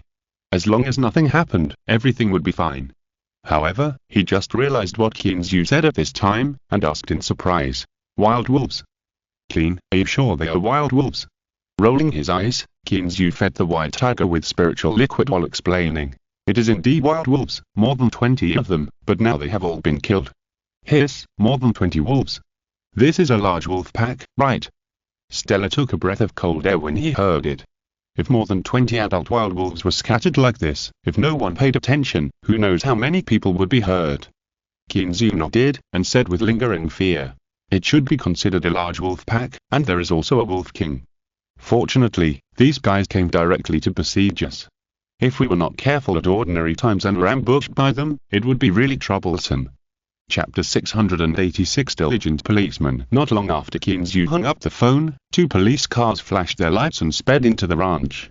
The car door opened and several fully armed policemen got out quickly. When they found that Qin Zhu was fine, they breathed a sigh of relief. The leading policeman walked over here and said something to the intercom. "Mr. Clean, I'm Andrew. Are you okay?" When he got closer, the white policeman named Andrew asked with concern. He obviously saw the white tiger beside Qin Zhu. The bloody appearance made him have a bad premonition. Fortunately, things were simpler than he thought. After listening to Qin Zhu's story, Andrew looked at the white tiger with admiration in his eyes. Mr. Clean, I have to say that your partner is really this. As he said, Andrew also raised a thumb and gestured. Kinzu smiled bitterly and shrugged. I would rather it not be so stubborn, otherwise it wouldn't be like this now. Andrew smiled and said nothing more, but took some photos of the wolf corpses. After the police asked a few more questions and took a few photos at the cowshed, they drove away in the police car. For them, as long as Kinzu was fine. As for this wasted trip, well, seeing that he donated a lot of Franklin to the police station, they had no objection. And Kinzu was quite satisfied with the speed of the police's response. Just based on their attitude of rushing over immediately after hearing the gunshots and confirming that it happened on their side, Kinzu felt that the donation to the police station a few days ago was not wasted. Yes, on Christmas Eve, Kinzu went to the police station specifically, and after chatting with Stella for a while, he donated $1 million to the police station to improve their working environment. Of course, Kinzu will not tell you that the reason for the donation was learned from others. For example, in some places, during festivals, some things are given to some departments as welfare. After all, the mouth is short and the hand is soft. After receiving Kinzu's things, these guys will definitely pay attention to his affairs. Just like this time, let alone just hearing gunshots, even if someone called the police, can they come so quickly? Kinzu, who was thinking, was suddenly interrupted by a noise. He looked up and saw that it was old John and his son Little John coming over. Hey, old John, didn't I tell you to go to bed? Kinzu greeted them helplessly. Before Aya came, she had asked old John to go back to bed early at Kinzu's signal. Boss, I can't sleep. Old John's eyes were a little red, and his face was sad and angry.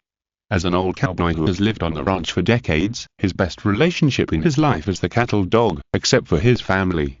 There are many cattle dogs that have accompanied him over the years, and every time they leave, old John feels sad. Although these cattle dogs were just bought, the relationship between them was not very deep. But watching them fall one by one, the old man still felt indescribable pain in his heart. Okay, old John, we will buy another cattle dog tomorrow if the cattle dog is gone. You must take care of your health. While comforting old John softly, Kinzu also winked at Little John. Yes, old John, let's go back first. If there is anything, we can talk about it tomorrow. Receiving Kinzu's meaning, Little John also persuaded him. Boss, what's wrong with Bayu? Old John ignored the existence of his son and looked at Bayu with a surprised expression on his face. Kinzu had no choice but to repeat the matter again. Boss, it's great. Taking off the cowboy hat on his head, old John bowed deeply to Bayu. When the old man walked back reluctantly with the support of Little John, Kinzu also smiled helplessly. This guy is good in everything except that he is a little old, otherwise he would really be Kinzu's right-hand man. More than half an hour later, the bodies of the wild wolves were piled up on a vacant lot in the distance. Under the gaze of everyone, Dale poured a pot of gasoline on it and threw a lighter directly on it. Boom! The mountain-like flames shot up into the sky, illuminating half of the sky. Seeing this, Kinzu and his companions ignored them and turned back. Anyway, it was icy and snowy everywhere, so there was no need to worry that they would cause a fire. Go back to sleep first, and we'll talk about it tomorrow if there's anything. When they arrived at the villa, Kinzu sent the female bodyguards back, and he himself collapsed on the sofa. Although he didn't do anything today, he felt very tired after being tossed around in the middle of the night. Seeing her lover like this, Zumengyo came to the sofa and began to massage Kinzu. While pressing, she also asked in a low voice, Clean, Bayu will be okay, right? Don't worry, it will be absolutely fine. Kinzu hummed twice comfortably, and seeing that Zudame was still a little worried, he comforted her softly. Mengyo, didn't you see that its spirits have improved a lot just now? Really? Zumengyo looked at Kinzu with some doubts, then left him directly, ran out of the door, and observed carefully.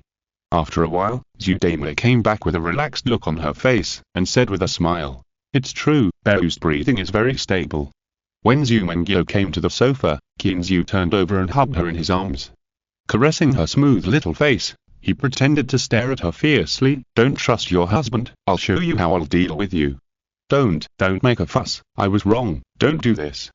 With a burst of laughter, the heavy atmosphere that had been suppressed in the hearts of the two all night finally dissipated. In the early morning, a few white clouds floated in the sky. Although there was no sun, there was no sign of snowing.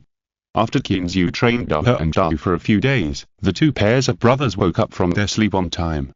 After a painful inner struggle, they climbed out of the nest very reluctantly.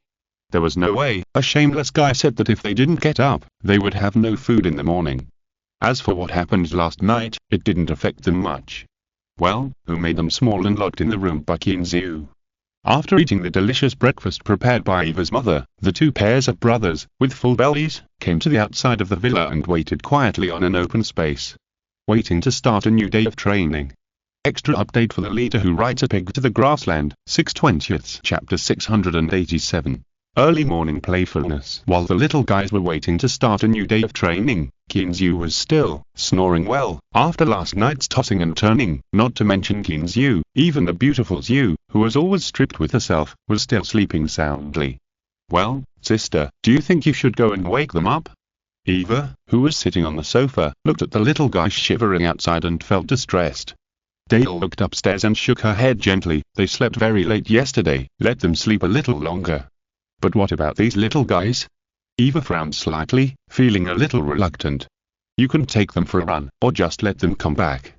Dale shrugged, looking indifferent. When Kinzu woke up from his sleep, his head was a little groggy, which was a sign of sleeping too much. Well, or rather, it was a sign of going to bed late. Because yesterday, they really slept very late. As for what they did, Kinzu said he would keep it a secret. He looked at the time and it was almost 11 o'clock. Kinzu covered his head, turned his head and looked at the beautiful Zhu, whose face was still a little flushed, and a smile appeared on the corner of his mouth. He lifted the quilt, walked into the bathroom quietly, washed up, changed his clothes and went downstairs. Woof woof woof. As soon as he walked into the living room, Daho came over happily, with a serious look on his handsome face. Well, Kinzu recognized this expression, which meant that it was very angry. What's wrong, little guy, are you still angry? Sitting on the sofa, Kinzu smiled and picked up Daho. Of course it's angry. Someone stood it up. Eva next to him saw Kinzu wake up and came up with a smile. Stand up.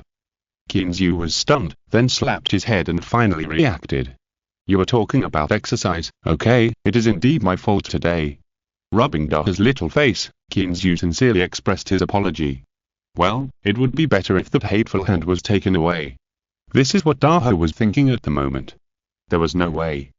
Kinzu couldn't help but want to pinch Daho's handsome little face when he saw it. You were a dog, why do you look so handsome? The little guys are obedient now. They got up early in the morning to wait for you, but they waited for nothing. Eva shrugged and laughed and teased. Why, go, are you squeezed dry? Squeezed dry? Kinzu glanced at her. Why don't we try it now? Are you okay? Eva looked at Kinzu from top to bottom without blinking. Being provoked again and again is something that no man can stand.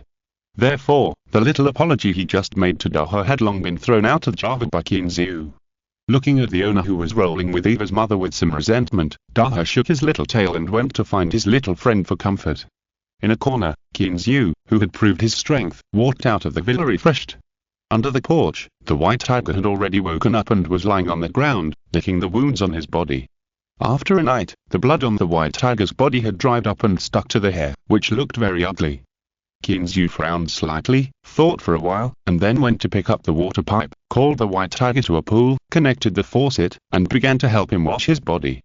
Kinzu was a little worried that the white tiger's wounds had not healed yet, and was afraid that the water would make it feel painful. But Kinzu also underestimated the effect of the spiritual liquid. After a night of recovery, although it is impossible for all the wounds to be intact, they are not so terrible. The clear water hit the body, and the white tiger did not feel any discomfort, but enjoyed this feeling. Especially as the blood on its body was washed clean, the white tiger also felt that its body was getting lighter and lighter. Wrapped in a layer of blood for a night, it was really a little breathless. This sudden relaxation made the white tiger feel a little ecstatic. Okay, let's go, I'll help you dry your hair. After turning off the faucet, Kinzu wiped his hands and called the white tiger to the door of the villa. When they arrived under the porch, Eva had already brought the hairdryer and was waiting there. Blinking at Eva, whose face was flushed, Kinzu brought over a master chair, took the hairdryer and prepared to help this guy dry his wet hair. But who knew that as soon as Kinzu sat down, the white tiger shook his body and wanted to lie on the ground. From a face full of smugness to the current embarrassment, Kinzu tells you that it only takes 1 second. Hey, you guy, stand up for me. Seeing that this guy still wanted to lie on the ground, Kinzu didn't bother to wipe the water drops on his face, and felt that he stopped this guy. Fortunately, the white tiger was very obedient and could understand Kinzu's meaning. If Kinzu didn't let it lie down, then it wouldn't lie down. But it didn't understand at all. "You obviously sat down, why didn't you let me sit?"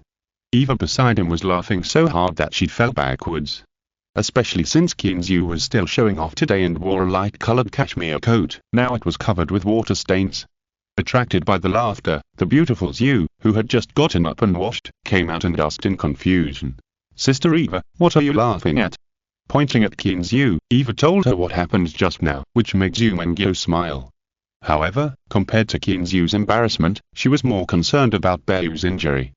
"Clean, why did you give Belu a bath so soon?" Looking at Belu with some concern, Zhu Mengyo asked, "Are all the injuries on its body healed now?"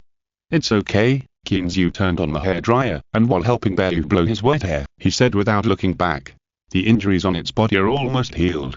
Besides, if it doesn't take a bath, this guy will be suffocated to death." I don't know why, but now Kinzu suddenly didn't dare to Zhu Mengyo. Well, inexplicably, there was a little bit of guilt. Maybe she saw it when I was laughing and joking with Eva just now. Kinzu comforted himself in his heart. Zhu Mengyo didn't find anything wrong. When she heard that Belu's injuries were almost healed, her cherry mouth couldn't close in surprise. Is it a mistake? It's only been one night, and such a serious injury has healed. She saw clearly how many injuries Belu suffered yesterday. There were no less than 10 places where he was bitten by the wild wolf. So, when Kinzu said casually that he was almost recovered, the beautiful Zhu suddenly became a little confused. "I will update 10,000 times today and ask for tips and subscriptions, but only 1 tip a week. How sad." Chapter 688 Stella's Inquiry. After Kinzu used a hairdryer to dry all the watermarks on Belu's body, Zhu Mengyo had to believe that Belu had recovered. Yes, there were no obvious external injuries on Belu's body except for a dozen shallow scars. They were said to be obvious external injuries, and even the deeper scars were gone, all of them were shallow marks. If others saw it, they would definitely ask if it was a child's injury when playing house. But no matter how the beautiful Zhu asked, Kinzu just wouldn't say it. Well, it's not that he didn't say it, but this guy put forward a very shameful condition. So, the beautiful Zhu was furious and kicked him out. Especially when pushing Kinzu out, the beautiful Zhu's face was blushing, and even her white neck became bright red, which was very cute. Kinzu was very proud, whistling while walking towards the underground garage. He still needed to go to the police station. It was to have an explanation for yesterday's incident, and also to be a money-giving boy. That's right, Kinzu appreciated the reaction of the revered police yesterday. Especially Stella's reaction, calling him in person at 2 o'clock in the morning in the middle of the night, which was enough to show how much this guy cared about him. Kinzu was not the kind of person who didn't know how to behave. Since people gave him so much face, he must also express his gratitude. Otherwise, if he encountered such a thing again next time, people would not be so positive. While he was thinking about it, the Porsche Cayenne had already stopped at the door of the police station. Dale was sitting in the car, and Erica followed behind Kinzu. There was no way, now that Kinzu ended out, this was the most common configuration. Dale attached great importance to Kinzu's safety. Despite his opposition, he directly passed this resolution, so that our landlord Kin would have no less than 1 bodyguard every time he went out. In this regard, Kinzu objected several times, and then let it go. Ahem, of course, if it was a male bodyguard, Kinzu would definitely not accept it. "Hi, Mr. Clean, good afternoon." "Good afternoon, Mr. Clean." Along the way, the policeman who saw Kinzu, whether white or black, greeted Kinzu very friendly. The director has announced that it was this unremarkable Chinese boy who gave them a generous New Year's gift. Why don't these guys have a holiday? Kinzu also nodded and greeted with a smile all the way, but he kept muttering in his heart. However, it was just a few mutterings. Of course, he knew that during such a festival, let alone a holiday, this is the busiest place. It was not until he walked into Stella's office that Kindakiazu breathed a sigh of relief. "Ha, Clean, my friend, I'm so glad to see that you're okay. You don't know, when I heard that there was a gunfight over there, I was really scared." As soon as they met, Stella gave Kinzu a big hug, as if she was hugging a bunch of green Franklins. There was no other way, Kinzu could only force out another smile and gave this guy a warm hug. "Hi, my friend, Thank you for your concern, I'm fine. After the two sat down on the sofa and Stella made Kinzu a cup of coffee, she asked with some confusion. Clean, why were there so many wild wolves attacking last night? Do you know why? Kinzu shrugged and said helplessly. Stella, if I knew why, I wouldn't let it happen. Oh. Stella sighed helplessly, scratching her head and said, that's what I told the mayor, but the mayor asked me to find out the reason why the wild wolves attacked the ranch, whether it was a group attack or just an isolated case. Mayor? Kinzu raised his head in surprise, with a look of confusion on his face. Why does he care about this? This is related to the development of small ranches around Revere and their life safety. The mayor has to consider it. After a pause, Stella shrugged and said very dissatisfiedly, if you ask me, those damn guys should be shot. They almost wiped out the wild wolf a few years ago, but they turned it into a protected animal. Isn't this nonsense? Kinzu could only shrug his shoulders. He was not qualified to express any opinions. As for what Stella said, Kinzu knew something. In the last century, the American wild wolf was rampant and had threatened the lives of Americans. So under the organization of the government, the whole of America was mobilized and launched a vigorous wolf-killing operation. Since then, the number of wild wolves in North America, or the whole of America, has plummeted. In the 1930s, it disappeared from the 48 states of the continental United States, except for the northern part of the Midwest. In 1996, for some reason, the U.S. Fish and Wildlife Service captured a group of gray wolves from Canada and released them to the 890,000-hectare Yellowstone National Park and the wilderness area in central Idaho for restoration experiments. With an almost unlimited supply of meat and proper protection, the number of these guys has grown rapidly. Especially when they escaped from Yellowstone Park and wandered throughout North America, the number of the tribe rose sharply. Of course, it is definitely incomparable to the peak period. These thoughts only flashed through his mind. Seeing that Stella was still nagging, Kinzu quickly took out a checkbook from his arms. Clean, what are you doing? Seeing this, Stella stopped complaining and asked in surprise. Kinzu took out a pen, wrote a number on the checkbook, tore it off and handed it over. This is a little gift from me. See if you can buy a few police cars or some office supplies. No. Subconsciously took the check, but after seeing the number on the check, Stella waved her hands and stuck the check back into Kinzu's arms. Clean, my friend, you have already donated a few days ago, why are you donating again? Kinzu put the check on the coffee table with a smile, stuck the checkbook into his arms, and said jokingly with a smile, Stella, this is not a donation to you, this is a donation to the entire police station. If you don't want it, I can't guarantee that you will not be put in a sack and beaten after get off work today. They dare. Stella first snorted coldly and refuted, then shrugged with a wry smile, and said helplessly, okay, then I will accept it on behalf of the police station. I just want to buy a few police cars. Second update today, thank Ping for the reward of 500 starting coins, thank you, at least it's not so sad. Chapter 689. Wild wolves are rampant. It was already past 2 in the afternoon when he came out of the police station. Kinzu was still thinking about what Stella had just said until he got into his car. Although Kinzu acted very calmly in his office, it was just because he didn't want to get information for their government department.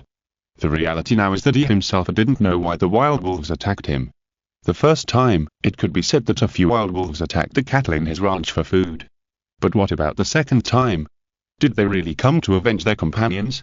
If so, the scale of this wolf pack would be larger than expected. Moreover, is there only one group? Or are there many such wolf packs? Is this an isolated case, or have the wolf packs now become so rampant? Just like the question of the mayor, Kinzu is now considering this issue. If it is an isolated case, it would be easy to say. At most, they are a group of beggars who happened to be encountered by him. But if the wolf pack becomes a disaster, and there is not enough food in the Appalachian Mountains after winter, the surrounding towns and cities will be in trouble. Thinking of the scene of thousands of wolves coming out together, even Kinzu, who has a big heart, still feels a little scared. There was no conversation along the way. After returning to the ranch, Kinzu said to Eva at the door before entering the villa, "Go and call old John." Eva was a little surprised, but did not ask anything. Instead, she obediently picked up the phone and called old John. "What's wrong? Why did you call old John?" Zumengyo looked at Kinzu, who had a serious face, and forgot her decision not to let him into the house, and asked with concern. Kinzu sat down on the sofa, holding the little hand of the beauty beside him, and said with a smile, "Ask some questions, don't worry, go and prepare a few cups of coffee." Zumengyo nodded and got up obediently to prepare coffee. After a while, old John came in energetically, took off his hat and hung it aside, rubbed his hands and sat down on the sofa. When he took the coffee handed over by Zumengyo, he smiled and said thank you. "Eva, come here too, I have something to ask you." After waving at Eva who was about to go out, Kinzu motioned Zumengyo to sit down beside him. After everyone sat down, Kinzu took a sip of coffee, organized his words, and then asked, "Old John, you also know what happened yesterday, then do you know why they suddenly attacked the ranch?" Hearing Kinzu talking about what happened yesterday, the smile on old John's face also faded. After thinking for a while, old John looked up at Kinzu. "Boss, I think this should be because there is a lack of food in the mountains." Kinzu nodded without commenting, and cast his eyes on Eva. "Eva, what do you think?" After careful consideration for a while, Eva also nodded gently. "I think what Uncle John said makes sense. It should be because there is no food in the mountains. They are hungry, so they come to attack the ranch." Seeing that the two said so, Kinzu didn't keep it a secret anymore. He told them in detail what Stella had told him today, and then asked, "Then do you think this is an isolated case, or is the number of wild wolves already rampant?" This. Eva and old John looked at each other. They really hadn't thought about this question. First, because of the extinction level below, wild wolves haven't been rampant for many years. No, let alone rampant, even if you want to find a wild wolf in the wild, it is a very difficult thing. Secondly, the Appalachian Mountains are rich in resources. Although they are right next to the mountains, they are not worried about carnivores coming out of the mountains. Therefore, although the two are troubled by wild wolves, they did not think about it. Now that they suddenly heard that wild wolves might become a disaster, they were a little bit unacceptable. But after thinking about it for a while, the two had to admit that what Kinzu said was really reasonable. "Boss, it seems possible now that you put it that way." Old John's face was a little heavy, and his thoughts went back to the era of the whole country exterminating wolves decades ago. Since the last wolf extermination, I haven't seen so many wolves gathering for many years. Yeah, it's all those damn politicians, they should be taken out and shot. Eva obviously knew a lot about this matter, and she cursed those guys who introduced wild wolves as soon as she opened her mouth. "Then how likely do you think this will be?" Kinzu rubbed his head. "This is really a year of disasters. Very big." Old John obviously had more say than everyone else. He said seriously, "We should prepare for this in advance and prepare more ammunition. If necessary, we should suggest to the police station to send out police forces to sweep these damn guys again." But aren't they protected animals?" Zumengyo listened for a long time and weakly interrupted. "Yes." Kinzu also nodded. If these guys invaded his territory, he would kill them, but if he dared to kill them again outside the ranch, it would be a bit troublesome. After all, protecting animals is not a joke. Kinzu thought that old John would feel embarrassed, but he waved his hand easily. No, boss, Zu, this is what you don't know." Old John took a sip of coffee leisurely, and then explained. "As long as the government thinks that wild wolves will cause harm to the lives and property of citizens, and organizes hunting wolves in the mountains, then it doesn't matter whether they are white tigers or not. Even if they're exterminated again, they will not hesitate."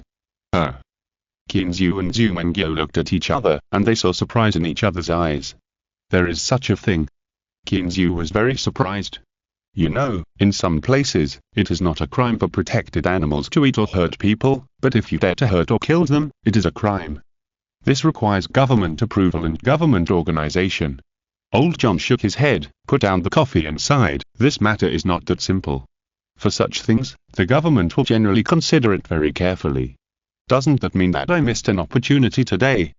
Kinzu touched his nose and told him about how he refused the mayor's commission at the police station today. "No."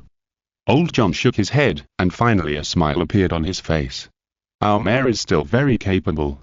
Since he has already felt that something is wrong, I believe he will continue to follow up."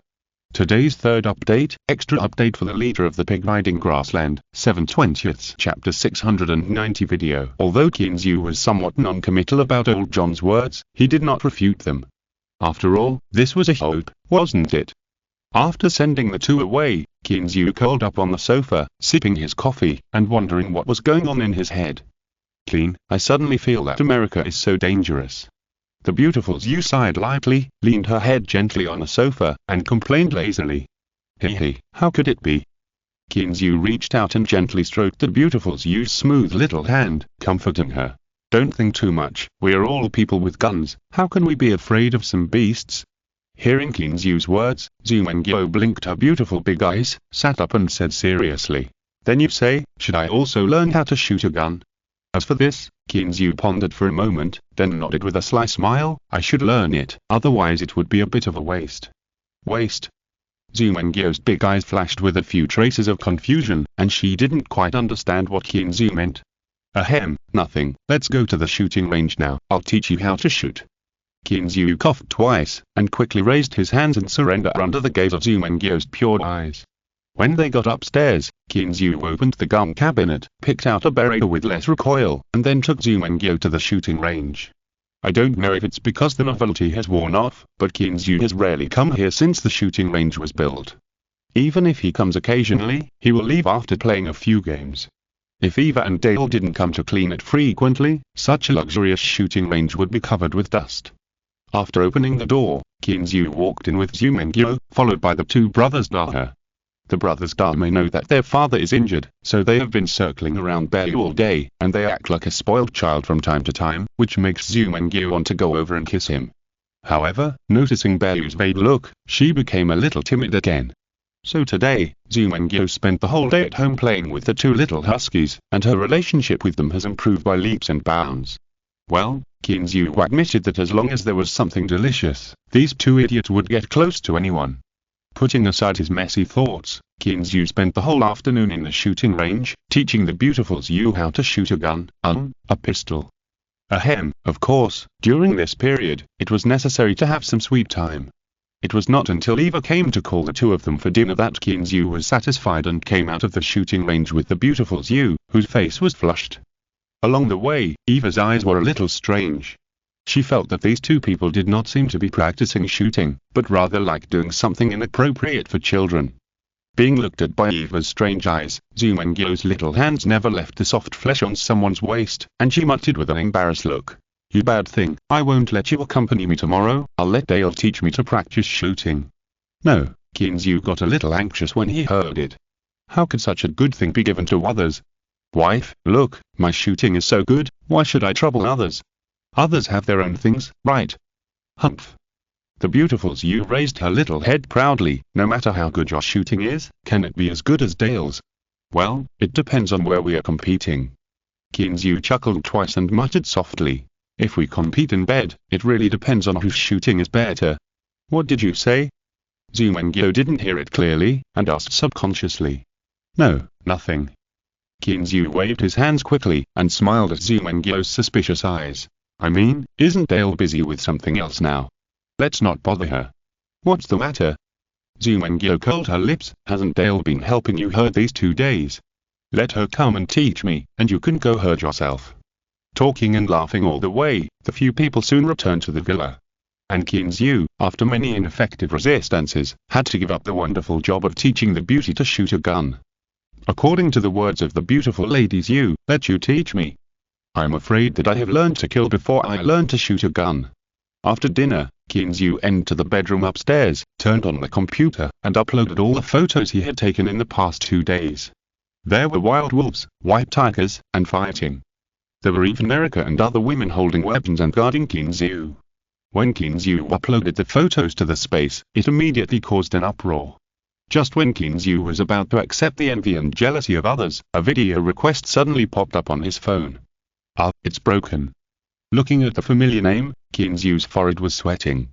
How could he forget that he had a younger sister and an older sister among his friends? What's wrong? Zhu Mengyo, who was sorting out clothes, asked from a distance. Nothing. Qin Zhu subconsciously waved his hand, and when Zhu Mengyo turned around, he suddenly said, By the way, Mengyo, come here. What's wrong? You're so startled. Zhu Mengyo put down the things in her hands and walked over curiously. As a result, just halfway through, she saw a video window on Qin Zhu's computer.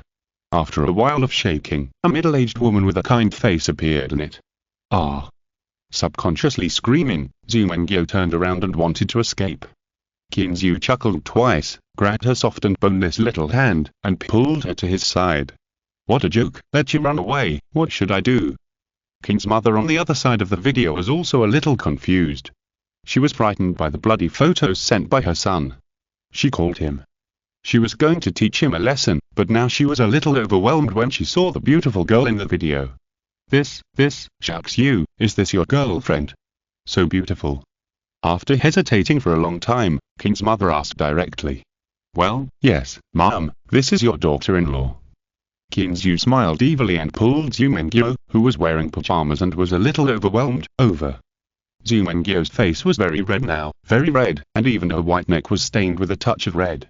She really didn't expect Kinzu to do this suddenly, and she was really not mentally prepared at all. The anxious Zu felt that time had stopped and she didn't even know when the video was hung up. Hi, wife, Mom is dead. Kinzu's naughty voice woke Zumengyo up. She screamed and rushed over.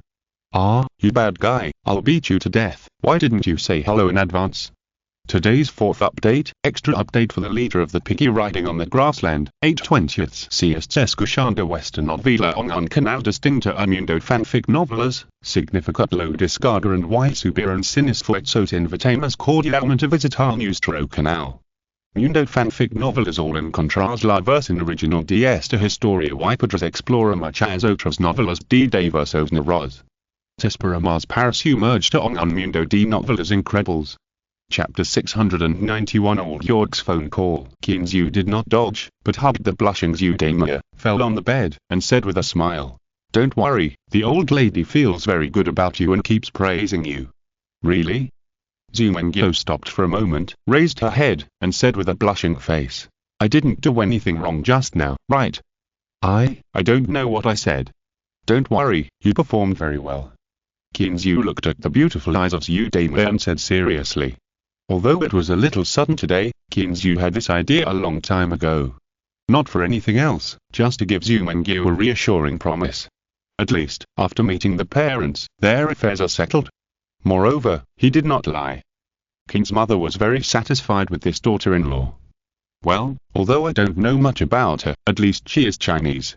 Ahem, well, the old lady is most worried that her son will suddenly bring back a blonde and blue-eyed foreign woman. Now that she saw her son had found a Chinese girlfriend, she had already forgotten about the photo. While Kinzu was lying on the bed with his soft wife in his arms, he said these sweet words while his hands began to get naughty. Before the beautiful Zhu, who was immersed in happiness, could object, the phone next to her suddenly rang. Who is it? You're such a bummer. Kinzu pouted helplessly and took the phone from the side reluctantly. Hi, Clean, my friend, are you asleep? Old York's panting voice came into Kinzu's ears through the microphone. Not yet. Old York, what's wrong with you? Kinzu, who was still a little listless, sat up straight at once, and his big hand that was doing something naughty could not help but stop. Because, there was a crisp gunshot on the other side of the phone. In the dead of night, on the quiet dirt road of the ranch, a steel behemoth was roaring violently. In the cab, Kinzu's face was solemn, his brows were slightly wrinkled, and I don't know what he was thinking. Boss, don't worry too much, maybe things are not that bad. Seeing this, Eva next to him held Kinzu's big hand and comforted him softly. It's okay. Kinzu came back to his senses, smiled and held the little hand of the beauty beside him tightly, and his eyes unconsciously looked at another figure in the back seat, and couldn't help but say with a bitter face, Old John, why are you not sleeping at home and following me? Old John's expression was also a little serious. He looked at Kinzu and said seriously, Boss, this is about the safety of the ranch. How can I not go? Kinzu was silent. What Old John said was right. This was about the safety of the ranch. Just now, Old York called, and the content was also very simple. He was also attacked by wild wolves. Similarly, it was a group of 20 to 30 North American gray wolves. Fortunately, they also chose to raid the cattle pen at night. After alarming the cowboys, they were solved by everyone with guns. He originally thought that it was just his bad luck that he ran into a pack of wolves, but when the police arrived, he realized that it was not an accident. The Ford 750 was very fast, and while they were talking, the steel behemoth had already entered Old York's ranch. When the car stopped, Kinzu and his friends found that the lights in front of Old York's villa were brightly lit. Not only were there people, but there were also 2 police cars with flashing lights parked next to it. Clean, you're here. As soon as they got out of the car, Little York came up to them, opened his arms, and hugged Kinzu hard. What's the situation now? No one was injured, right? Kinzu asked casually as he followed Little York inside. A cowboy was injured, his thigh was bitten, and he has been sent to the hospital. Little York's tone was a little angry, and it was obvious that the pack of wild wolves made him very angry. Why is he injured again? Didn't Old York say that everything was resolved? Old John, who was following behind, asked in surprise. Hearing a familiar voice, Little York turned around and found Old John, and hurriedly said, "Uncle John, why are you here too?" Old John waved his hand and asked sternly, "Little York, you haven't answered my question yet." "Oh, it was just an accident. The guy's gun ran out of bullets, and the wild wolf took the opportunity to bite him." Little York sighed, "These damn guys, it seems that they're really hungry." While talking, several people had already walked into the villa. As Kinzu expected, Stella had indeed arrived. "Clean, you're here." Seeing Kinzu coming in, Stella, with a sad face, stood up and greeted him. After a few pleasantries, they sat down on the sofa. Old York spoke first. "Director Stella, you know the current situation. What is the government's plan?" Stella lit a cigarette and took a deep puff before saying, "York, you know, these things are under the jurisdiction of the mayor. I'm only responsible for investigating the cause. But now the cause is obvious. This is definitely not an accidental case." Kinzu did not speak, but Old John spoke. The reason why they came here so late was mainly to put some pressure on the government, so Kinzu had no objection to this. On the contrary, he was somewhat grateful to Old John. If this guy had not followed him, he would have to go into battle bare-chested now. After all, he was just a foreigner, and it was not as convenient as these local snakes to exert pressure. Sure enough, Old John and Old York, the two old men, sang the same tune, and Stella couldn't stand it after a while. "Stop, stop." Stella smiled bitterly and shook her head, spreading her hands helplessly. "Everyone, I can't make a decision on this matter now. Let's do this. I will report the matter tomorrow and see what the mayor says. Do I need to see it? It is obvious that the wild wolves have spread everywhere and are attacking humans everywhere." Old York said bluntly. "No, no." Stella waved her hand and said anxiously, "York, we need evidence. Do you understand evidence? Words are not enough. Without evidence, I can't convince the mayor, and the mayor can't convince the big masters in Boston." Old York fell silent, and looked at John and sighed at the same time. This is what they are worried about. Without evidence, it will not attract attention. Although the mayor also knows that it is very likely that the wild wolves have spread, without evidence, he dare not make up his mind, let alone convince those big masters. After all, we live in a society ruled by law, and wild wolves are protected animals. If they are killed without evidence, those idle people from the Animal Protection Association will not let them go, let alone revere. Today is the 5th update, an extra update for the leader who rides a pig to the grassland, 9/20, chapter 692. Takey flying. At Old York's ranch, everyone stayed until midnight before they dispersed. On the way back, Kinzu didn't say a word until the pickup truck drove into the ranch. He turned around and looked at the people behind him. "Old John, you must carry your weapons with you when you go out these days. If something goes wrong, call immediately." "Boss, are we just going to wait like this?" Eva muttered unwillingly. "If we don't wait, what else can we do?" Old John was more open-minded than Eva. He nodded, squeezed out a chrysanthemum-like smile on his face, and comforted. "Boss, it's only a few days. I think the government will definitely take action." Kinzu nodded without knowing whether to agree or not. He never expected that the government could act so quickly. The next morning, the sky was clear. Although there was no sun, the air was very fresh. Especially the $100 that seemed to be thousands of miles away, it looked so far away and open. Kinzu, who had just finished a lap with the little guys, picked up a sandwich and was eating it. "Boss, when are we leaving?" Erica and Dale, who were dressed neatly, walked into the villa together and looked at Kinzu seriously. "Leave? Where to?" Zumengyu asked curiously while peeling a big apple in her hand. Kinzu didn't say anything. After quickly finishing the sandwich in his hand, he pulled the beautiful Zhu over and said with a smile, "Don't do it. Come on, your husband will take you flying today." "Ah? Don't make trouble." "This is a snap for the little guy." With a cry of surprise, Zumengyu was pulled up to the second floor by Kinzu without any resistance, leaving only a half-peeled apple rolling on the floor. The little huskies who had been ignored by several people were suddenly dumbfounded. Where was the dessert they promised to have after the meal?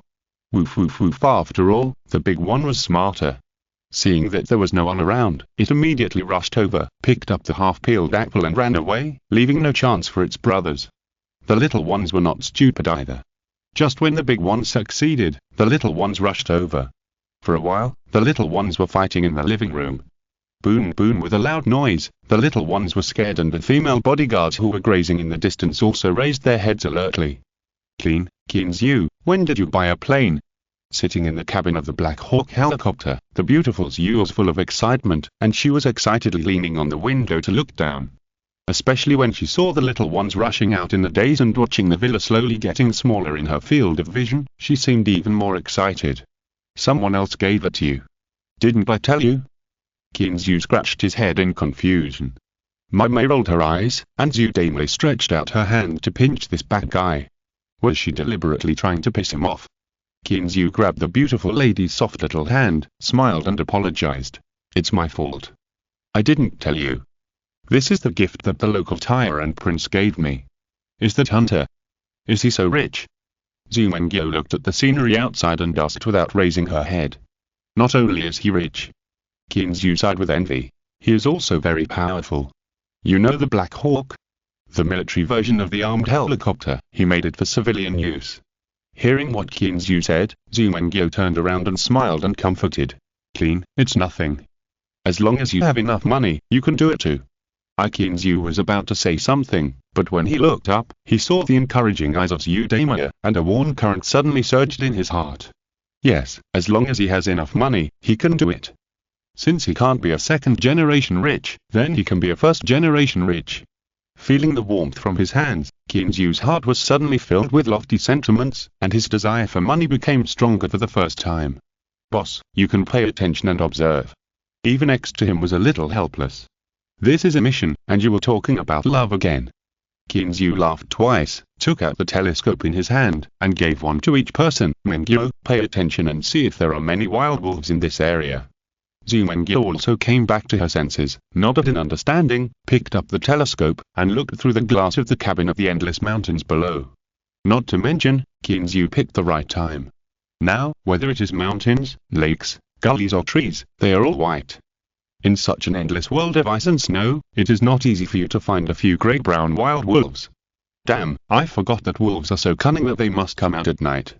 After watching for a while, Zhu put away the telescope in disappointment and began to think about whether to go out again at night. Zhu, come and see, what is that? While he was deep in thought, Zhu Mengyo beside him suddenly exclaimed, which made Zhu's heart itch. Where is it? Where is it? Let me see. Zhu couldn't wait to get closer, set up the telescope, and looked in the direction of the beautiful Zhu. There it is, do you see it? Such beautiful little foxes. The beautiful Zhu exclaimed while guiding Zhu. What? Foxes? Zhu was confused. He also saw that they were indeed two beautiful little foxes. Pa! Hey, why are you hitting me? The beautiful Zhu covered her buttocks and looked at him with a wrong look. I told you to find a wild wolf, what are you looking at? Feeling the warmth in his hand, recalling the incomparable elasticity just now, he warned with a smirk. If you don't behave, I'll yawn again. HMPH. Rolling his eyes, Zhu Mengyo ignored this bad guy, turned around and lay down beside the window, and started looking again as the helicopter rose and fell. The two people's play did not affect the search of the others.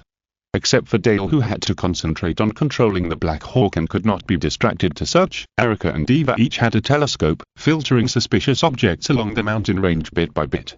Before Zhu had time to calm down for a while, Eva here called again. Boss, here, come and take a look. You are not a fox too? Zhu looked at Eva with a suspicious face. No, it looks like a wild wolf, are you come in? Eva was full of black lines and rolled her eyes at him. Are you doubting my eyesight? Poochie, go and have a look. Zhu Mengyo laughed at the conversation between the two. After pushing Zhu, she focused on looking outside. Zhu didn't care.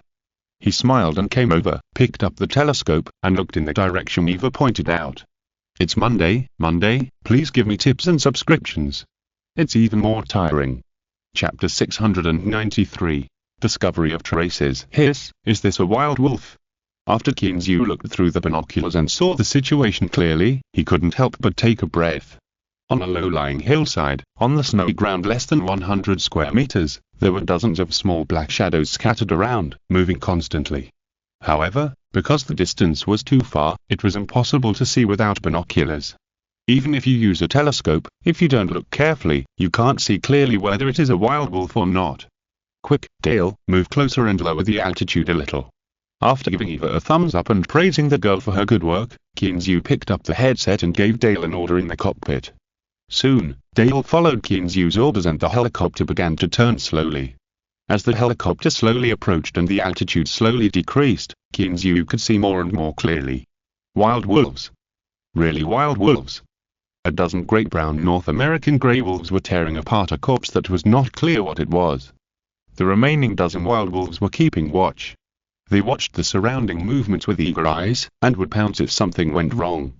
Even Kinzu, who knew nothing, had to sigh at the strong organization and discipline when he saw this scene.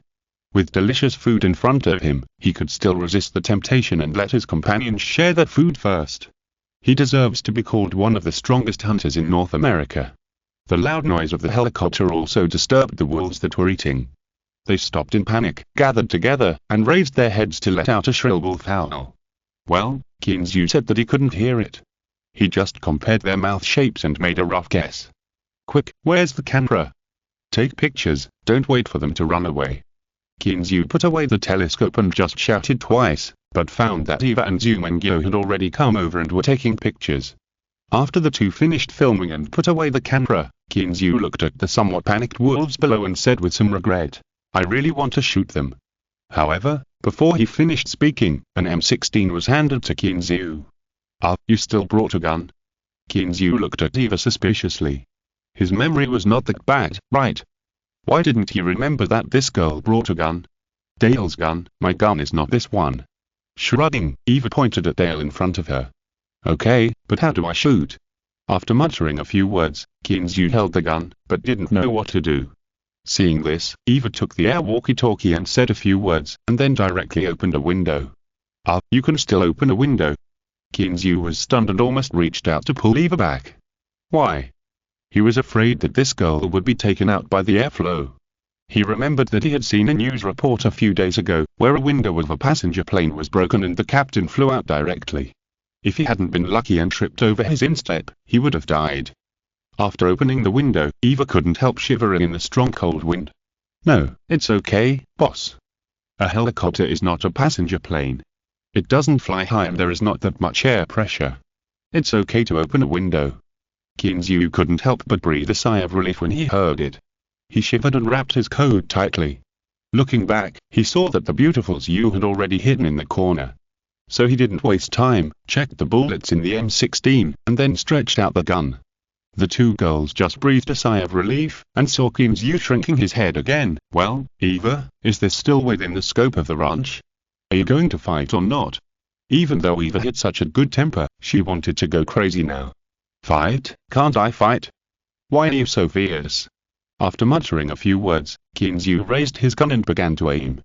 Fortunately, Dale, under Eva's signal, has been flying around these guys, which also gave Kinzu more opportunities.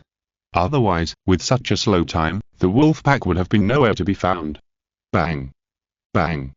Bang! After 3 consecutive crisp gunshots, everything was normal. Damn, such a strong wind, the bullets are flying. Kinzu explained embarrassedly, and once again aimed his sight at the wild wolf. Seeing Kinzu's performance, Eva and Zumengyo looked at each other and couldn't help laughing. Bang! Another gunshot, a wild wolf fell down, and a strange blood flower splashed on its lower abdomen. Forward! The wolves became even more angry. After they raised their heads and roared together, they immediately began to move.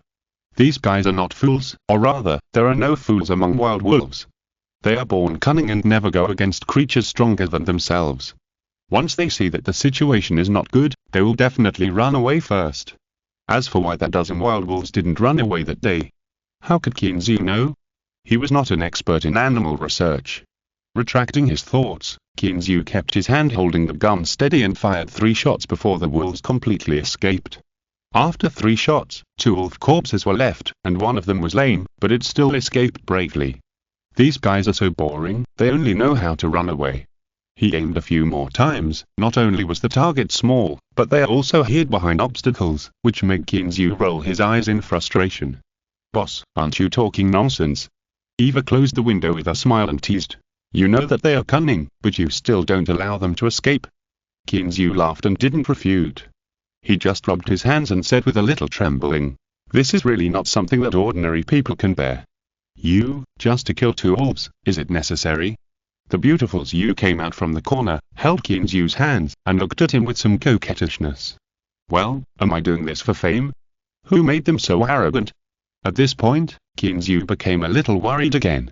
He looked through the glass window at the wolves fleeing in all directions and said worriedly, if the wolf packs are all 34 inches again, we will be in trouble. More than trouble? Eva picked up the telescope and continued to look outside through the glass window, and continued. If the wolf packs are all this large, even if we have weapons, we dare not go out alone. Kinzu nodded in agreement. If you encounter such a large wolf pack alone, it's okay if you have an automatic weapon in your hand, but if it's a semi-automatic one, you're really finished. It's possible that it won't be long before the wild wolf pounces on you while you're changing bullets. Moreover, even if you have an automatic weapon, there will be a day when the bullets are used up. At the time, it will really be a waste of heaven and earth. After a while, Kinzu felt that his hands finally regained consciousness again. Chapter 694 Hunting.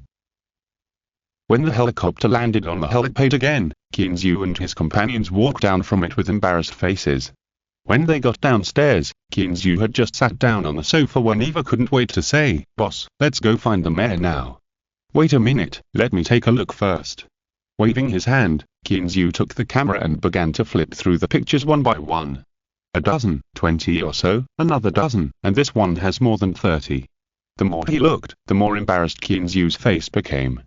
Damn, just around the ranch, Kinzu and his companions found dozens of wolf packs of all sizes. There were as many as 34, as small as a dozen, and no pack had less than 10. Eva, are you sure this hasn't happened before? Rubbing his head, Kinzu lay back on the sofa somewhat powerlessly. I'm sure, this has never happened before. Eva was also a little speechless. After all, she has lived for more than 20 years. She has seen deer riots and wild boar riots, but she has never seen a wolf riot. Clean, don't worry too much. Let's report these things and let them worry about it. Zumengyo comforted her softly. Kinzu nodded and smiled bigly. This is the only way now. Half an hour later, Revere Police Station. What? Clean, is this true? Stella was horrified and quickly flipped through the dozen photos in front of her. Kinzu, who was sitting opposite, nodded seriously. Stella, these are all I just took, and they are only about 100 kilometers around the ranch. I haven't gone deeper yet. You go back first. I need to report this to the mayor. Without bothering to say hello, Stella stood up, picked up her hat, and walked out of the office with Kinzu. Stella, when will this matter have a result? Standing at the door of the police station, Kinzu saw Stella was about to leave in a hurry, and hurriedly said, You know, my ranch still needs grazing. How can you let me graze in this situation? Okay, Stella stopped and looked at Kinzu very seriously. Clean, believe me, I'm definitely more anxious about this matter than you, because if it goes wrong, someone will die. Okay, as soon as possible. Kinzu shrugged and watched him get into the police car and leave. When the car drove away, Kinzu sighed, strolled to his car, and was about to get in the car to go back to the ranch when he was stopped by a voice next to him. Hey, Clean, why are you here? Turning around, a woman wrapped in camouflage clothes was walking towards him not far away. Seeing the doubt in Kinzu's eyes, the woman took off her glasses, revealing a familiar face. Are you Sister Yoon? Kinzu asked uncertainly. The so-called Sister Yoon is Yoon Yejin, who met Aunt Xing in Revere that time. However, Yoon Yejin's outfit today was very different from that day. They only met briefly that day, and the impression she left on Kinzu was that of a petty white-collar worker with good looks and temperament. But Yoon Yejin today was wearing camouflage casual clothes. Although it was winter and the clothes were a bit thick, it was hard to tell what her figure was like, but her oval face really surprised him. Especially now that she had long hair and a camouflage hat, Kinzu had the feeling that she was a schoolgirl in military training. Hehe, I didn't expect you could actually recognize me. Yoon Yejin took off her hat, looked at Kinzu with a smile, and asked, What's wrong with you? Why are you at the door of the police station? As soon as Kinzu mentioned this, his mood for looking at beautiful women suddenly dissipated a lot, and he said listlessly, "Nothing, it's hard to explain, Sister Yoon, why are you here?" Seeing that Kinzu didn't want to say it, Yoon Yujing didn't ask anymore, but pointed to the other side and said with a smile, "A few friends and I are going hunting, so we're here to apply for hunting licenses." Kinzu looked in the direction of her finger, and sure enough, there were a few people standing in front of a car not far away, both men and women, and they were all wearing camouflage uniforms like her. Kinzu nodded politely, then retracted his gaze and asked with a smile, "Is it done? No one should be doing it at this time, right?" "Yes, it's nothing, it will be done when we get there." As she said that, Yoon Yujing also raised the hunting license in her hand. Her excited look was really different from the dignified and elegant beauty she had seen before. Kinzu knew about this hunting license, because the United States is not like China, where you can hunt at will. Here, even if it is not a protected animal, if you want to hunt, you still need a hunting license. Moreover, you need a license for the prey you want to hunt, which is very cumbersome. However, these are not what Kinzu cares about. With his brows slightly furrowed, Kinzu finally reacted and asked hurriedly, "Sister Yoon, where are you going to hunt?" "To the Appalachian Mountains." "If we don't go to such a close place, are we going to go somewhere else?" Yoon Yuan didn't notice Kinzu's expression, and asked excitedly, "By the way, Kinzu, I heard that you are running a ranch nearby. Do you want to go there to play together?" "Go play? Playing with wolves?" Kinzu smiled bitterly in his heart. It couldn't be such a coincidence, could it? But looking at Yoon Yujing's excitement, Kinzu felt that he couldn't help but say it. Well, he swore that it was definitely not because of that damn military training, pure school beauty. "Sister Yoon, it's best not to go to the Appalachian Mountains now. It's very dangerous." "Dangerous?" Yoon Yujing was stunned, then smiled and said, "Don't worry, Kinzu, we have guns." "By the way, you haven't bought a gun yet, right?" Looking at Yoon Yujing's surprised look, Kinzu shrugged and simply told her about the rampant wild wolves. "No, no." Yoon Yujing's face turned pale with fear. Looking at the looming Appalachian Mountains in the distance, it was as if she was looking at a demon with its mouth wide open. "I hope not." Kinzu sighed, "Didn't you just ask me what I came here for?" Yoon Yujing nodded subconsciously. "I was just looking for the director here. He just took the photos I took and went to see them there." After saying that, Kinzu looked at her gradually depressed mood and asked with a smile, "Do you still think this is a joke?" She shook her head. Yoon Yujing was a little at a loss. Finally, she glanced at her companion and whispered, "Kinzu, can you wait for me? I will go and discuss it with my friends." Kinzu didn't want to agree at first, but seeing her expression getting closer and closer to the pure military training school beauty, he nodded for some reason.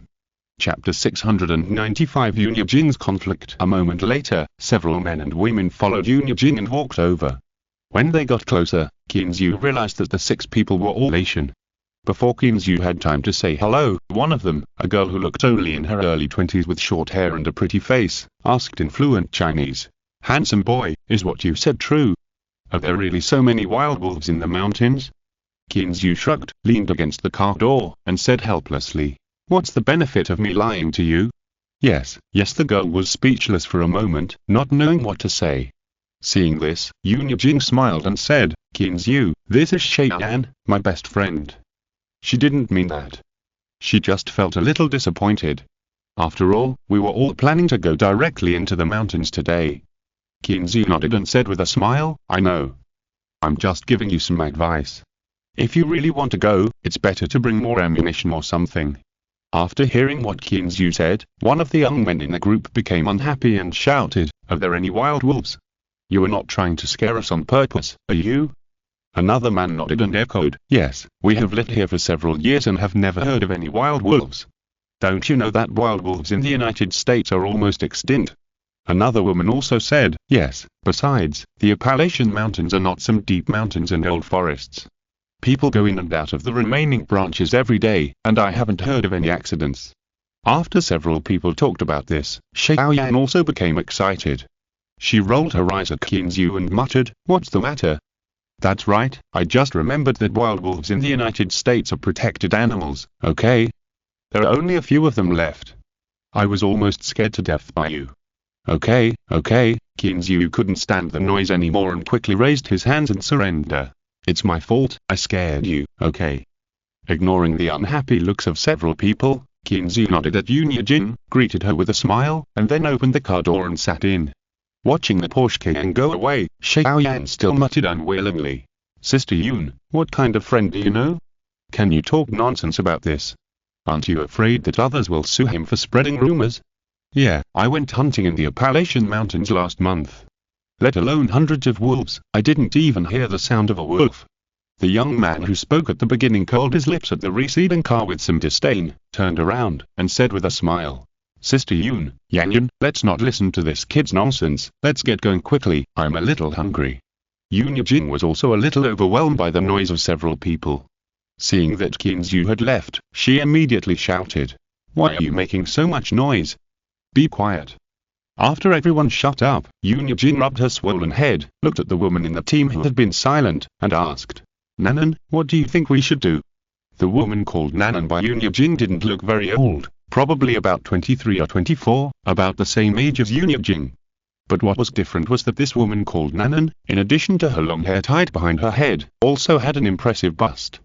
Seeing that everyone was looking at her, Nanan pondered for a moment and asked, Sister Yun, what does your friend do? She looks quite rich. Nanan.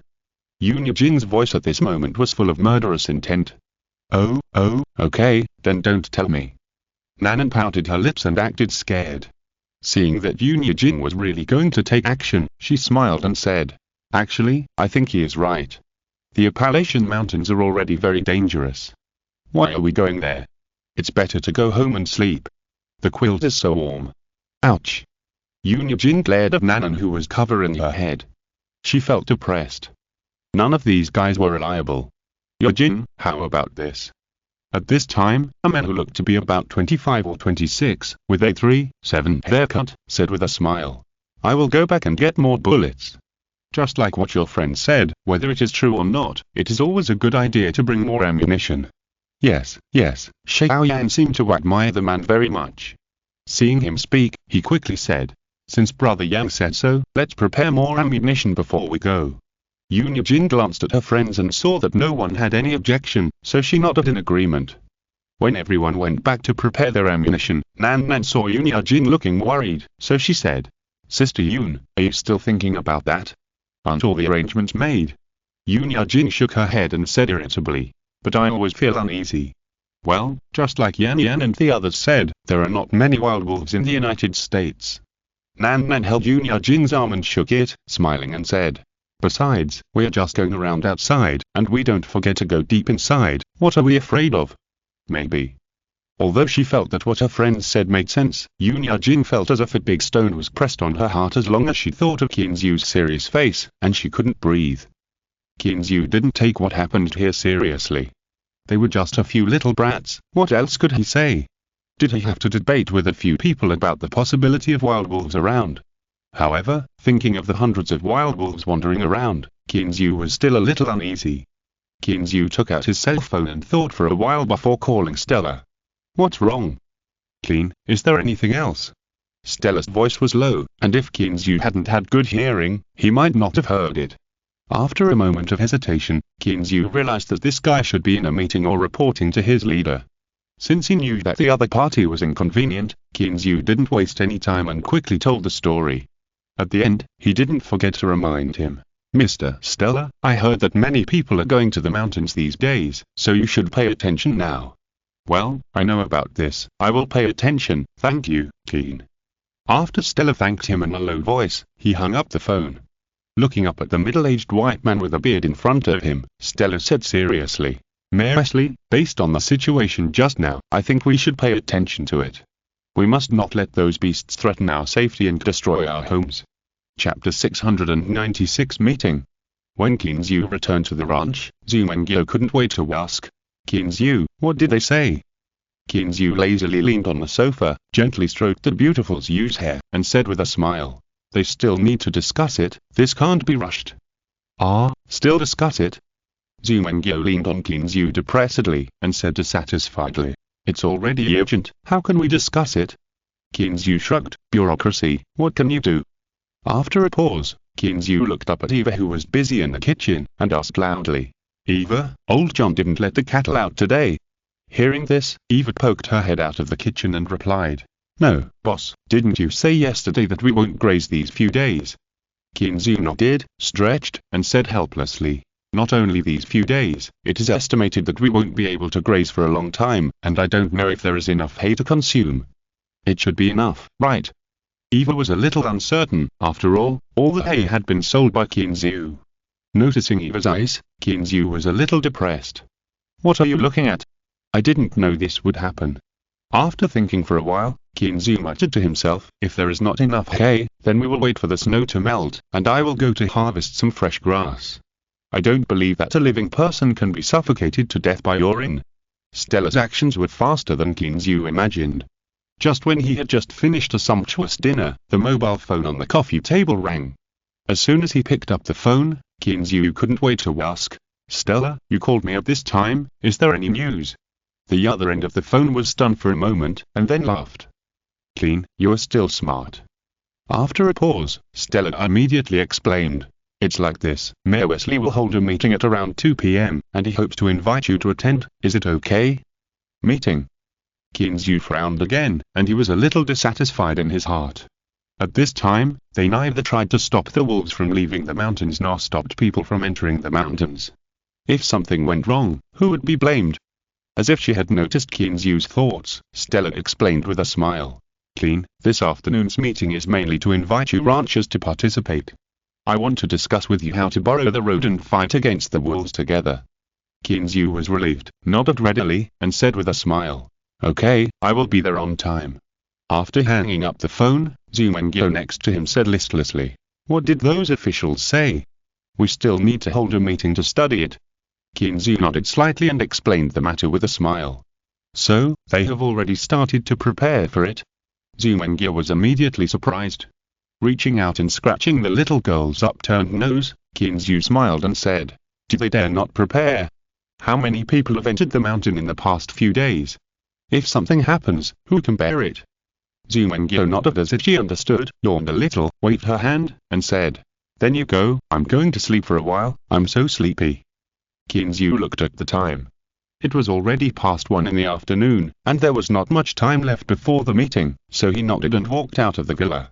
The Revere town government is located on a somewhat quiet street. The main building is a 6-story building. Although it looks a bit simple, it is definitely not old. When Kinzu arrived, there were already several middle-aged white people sitting in the meeting room. Their ages were different, but they all had one thing in common. They were all fat.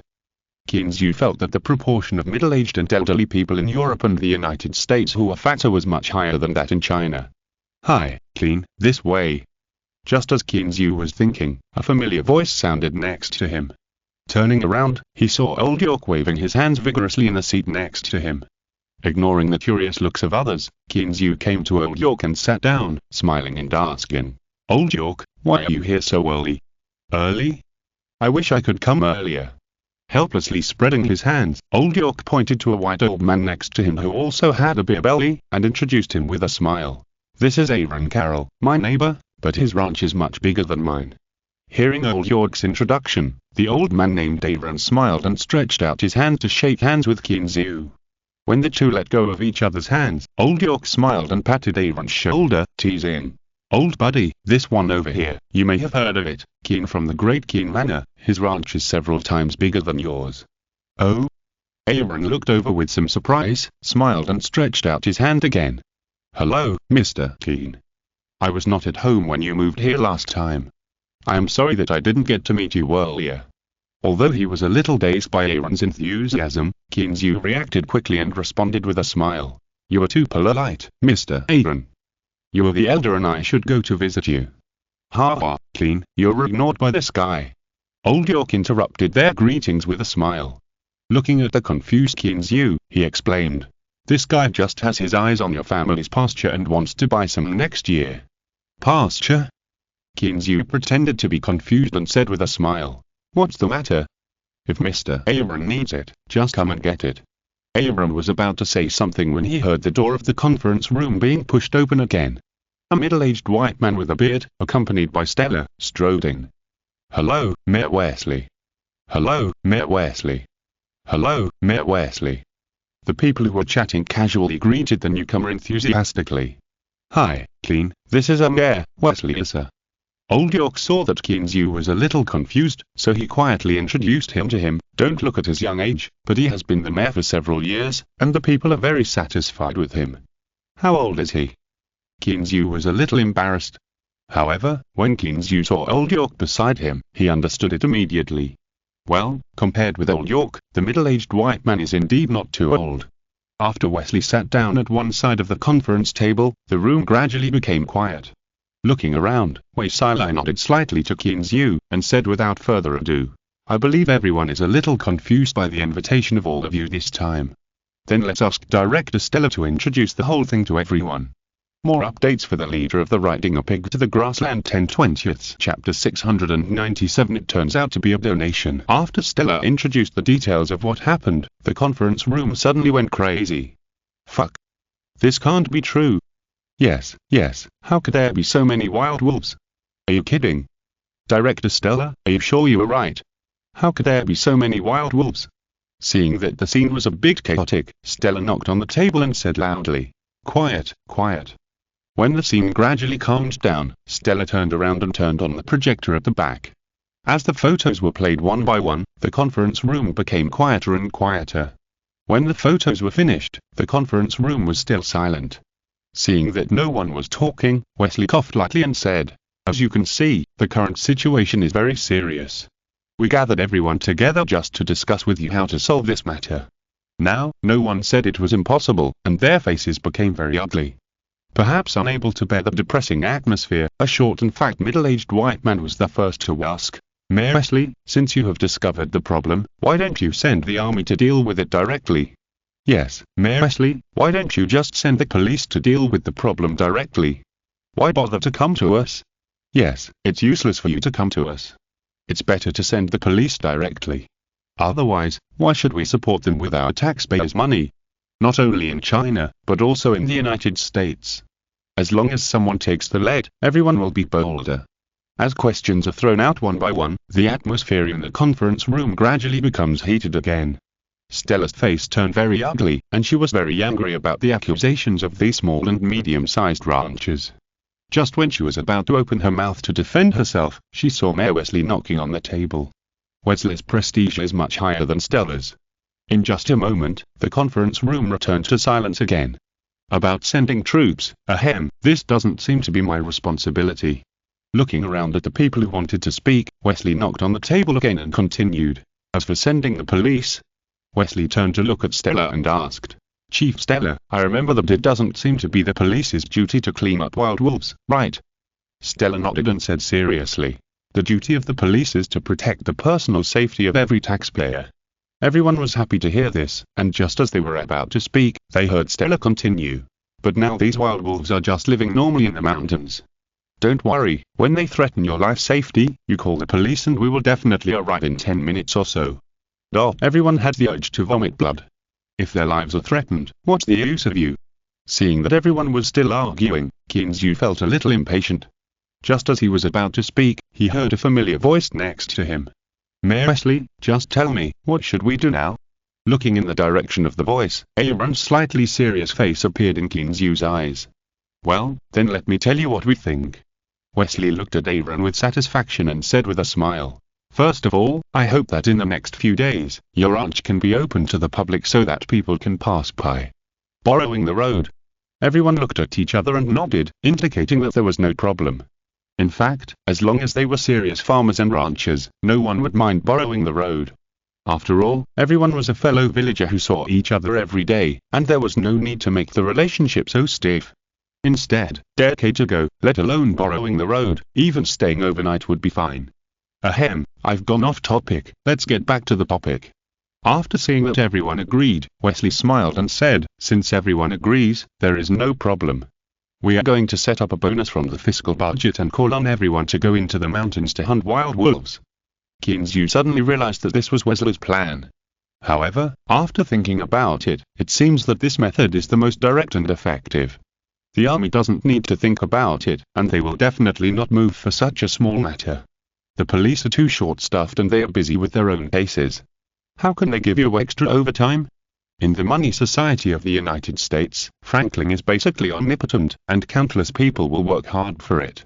Therefore, as long as everyone's ranch is open and people can enter and exit freely, people's enthusiasm will definitely be higher. And now, the only thing to consider is whether the amount of this bonus can mobilize people's enthusiasm. Franklin is a good thing, but it won't work if there is less. Ahem, after 2 dry coughs to attract everyone's attention, Wesley smiled and said, well, everyone knows that bonuses are good things, but they can't be too little, and our current financial budget has been almost spent, so I'm afraid I can't arouse everyone's enthusiasm. Although he said it tactfully, everyone was not stupid, and everyone understood what he meant. Okay. Now everyone really understood why they had to come to the meeting just to borrow the road. It turned out that the purpose was here. But it was understood, you really can't not give this money.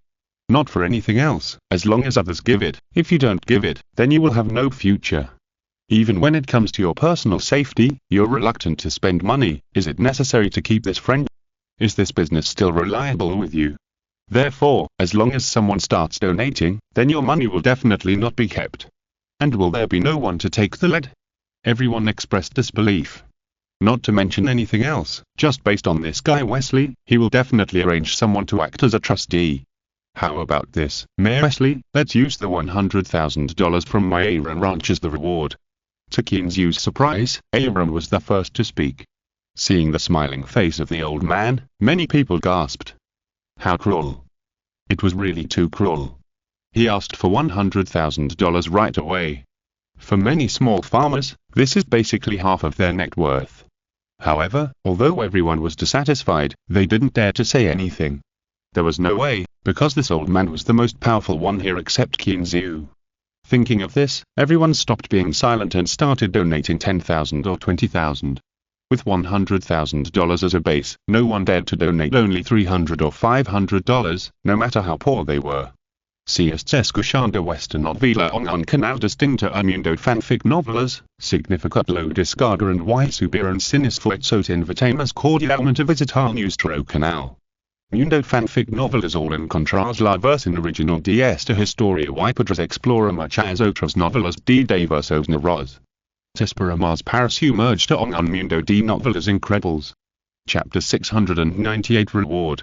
$500. After a round, when it was Keen's turn, he also donated $100,000, but he didn't show off in front of everyone. Sometimes, even if you have money, it's not good to show off too much. Therefore, Keen's didn't shout out 1 million on the spot and enjoy everyone's envious eyes. Wesley didn't have any opinion on how much Keen's donated, but Stella looked at Keen's with some surprise. In his opinion, Keen's was able to donate 1 million to their police station twice in a row. Stella thought that Keen's would donate 1 million this time, but who knew that he only donated 100,000. Wesley looked around and saw that everyone had donated. He smiled and said, in this way, our government will also donate $100,000 to jointly establish this reward fund, and then each wolf head can be exchanged for $500. What do you think?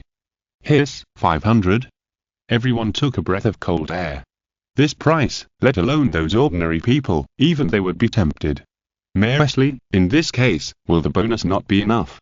After all, no one knows how many wolves there are. Someone immediately raised his question.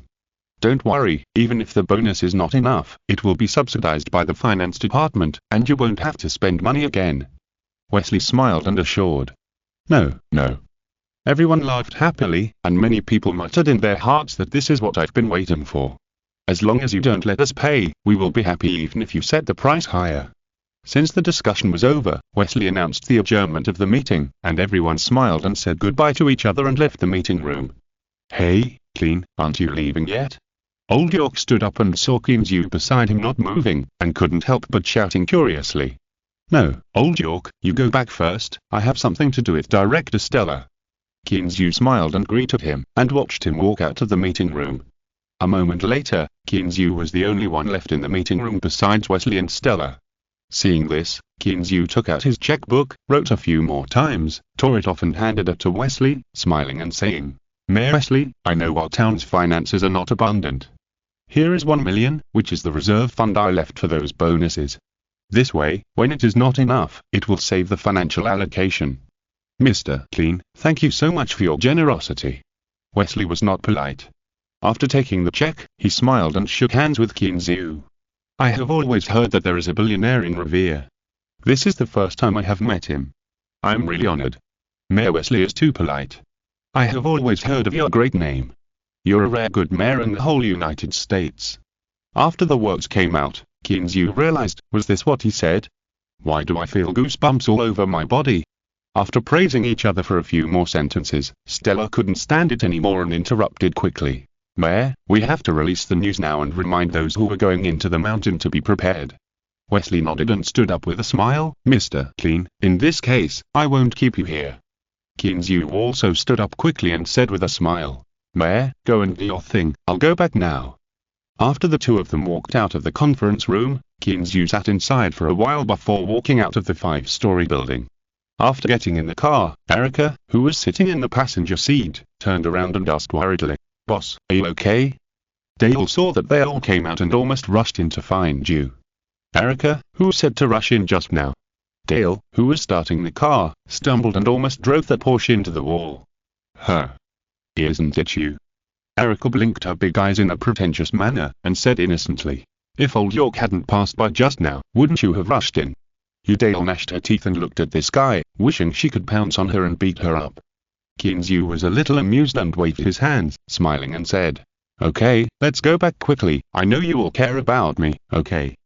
Dale rolled her eyes and muttered in her heart, who cares about you, you conceited guy? When Kinzu rushed to the ranch, the residents of Revere Town were already boiling. Because Wesley directly heard the news and spread it through various channels. As long as it is a wild wolf hunted in the Appalachian Mountains, a wolf head will be exchanged for $500. Of course, there is a prerequisite, you must have a hunting license specially issued by the Revere Police Department. Moreover, this special hunting license is not so easy to get. First of all, you must be physically strong or have several years of hunting experience. Then, you have to form a team to go. Yes, you must go in a team. You can find someone yourself or form a team on the spot. Anyway, there are at least 5 people in a team, and there is no upper limit. Stella has no choice. Wild wolves are social animals. If you go in alone and are surrounded by several or more than a dozen wolves, it is not your wolf hunting. Despite this, there is still an endless stream of people queuing up in front of the police station to apply for wolf hunting licenses, filling up the entire police station. There is no way, $500 a wolf. As long as you kill a wolf, you can live well for half a month. Compared with such a high return, the cost is only 1 bullet. How many cents is a bullet? So, when Kinzu was eating dinner leisurely at home, he could already hear the crackling sound of gunfire from outside. In contrast to Kinzu's current leisurely state, there are a few people in the Appalachian Mountains who have been in a state of panic since they saw the news. Yoon, Sister Yoon, what should we do? I'm scared. Xiaoyan leaned against Yoon Yejin tightly, shivering all over, not knowing whether it was because of the cold or because he was scared. Yoon, Sister Yoon, we seem to be lost, what should we do now? Nan Nan was also clinging to Yoon Yejin's other arm at this moment, completely ignoring the fact that her proud bust was squeezed out of shape. What should I do? How do I know what to do? Yoon Yejin smiled bitterly and cast her eyes on the men in the team, hoping that they could give her some hope. It would have been better if she hadn't looked at them. After seeing them, Yoon Yejin's heart fell to the bottom of the valley. The young man who had disdained Kinzu before was now sitting on a tree stump with weak legs, his mouth trembling, and he didn't know what to say. And the one called Brother Yang was even more unbearable, yelling at the phone, completely without the maturity and stability at the beginning. Chapter 699 Borrow a Plane. As night fell, the dark sky seemed to be stained with ink and looked gloomy, which made people feel uncomfortable. The heavy rain seemed to want to drown the whole world. Since the evening, it has been attacking the ranch with such overwhelming momentum. However, in the ranch villa, the lights were still on at this moment. Such heavy rain. Kinzu looked out the window through the French glass. The sound of the rain seemed to ring in his ears. Yeah, I guess those guys are unlucky. Listening to the sporadic gunshots mixed in the rain, Eva felt a little sympathetic for the guys who went into the mountain. Strange, why did the weather change so suddenly? Kinzu scratched his head in confusion. He was not used to the weather that was sunny during the day and rained heavily at night. Ding-ling-ling-ding-ling-ling. A quick and pleasant phone ring suddenly rang, making Kinzu, who was resting on the sofa, feel a little lazy and didn't want to move. "Who is this? Why are you calling me so late?" Kinzu grumbled a few words helplessly, but he still reached out to take the phone from Xiumengyo. There was no other way. Kinzu had received a lot of calls in recent days, and when he answered the phone, they were all bad news. Sure enough, the voice from the phone made Kinzu, who was about to reach out and pull the beautiful Xiu into his arms, stop his actions. "Stella, you called me at this time? There must be nothing good going on, right?" Clean, it's so sad to hear you say that." Director Stella, who was sitting in the conference room on the other end of the phone, looked a little embarrassed. However, looking at the expectant eyes of the policeman, he had to bite the bullet and continue to speak. "Clean, it's like this. I heard that you have a military helicopter at home, right?" "Helicopter?" Kinzu said suspiciously. "Stella, you have registered my helicopter. What do you want to do?" No, Clean, don't be nervous. I don't mean anything else." Fearing that Kinzu would misunderstand, Stella quickly explained. "You know, our police force is very limited now, but there are so many people in the mountains now, I can't do anything." "You mean, you want to borrow my helicopter?" Kinzu was a little reluctant. He himself was reluctant to use his own helicopter. "That's about it." Stella scratched his head awkwardly and explained.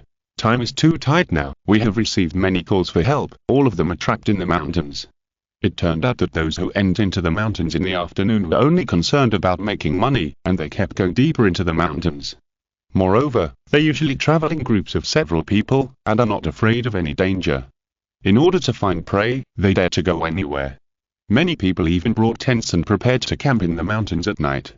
But who would have thought that the sunny day would change so suddenly?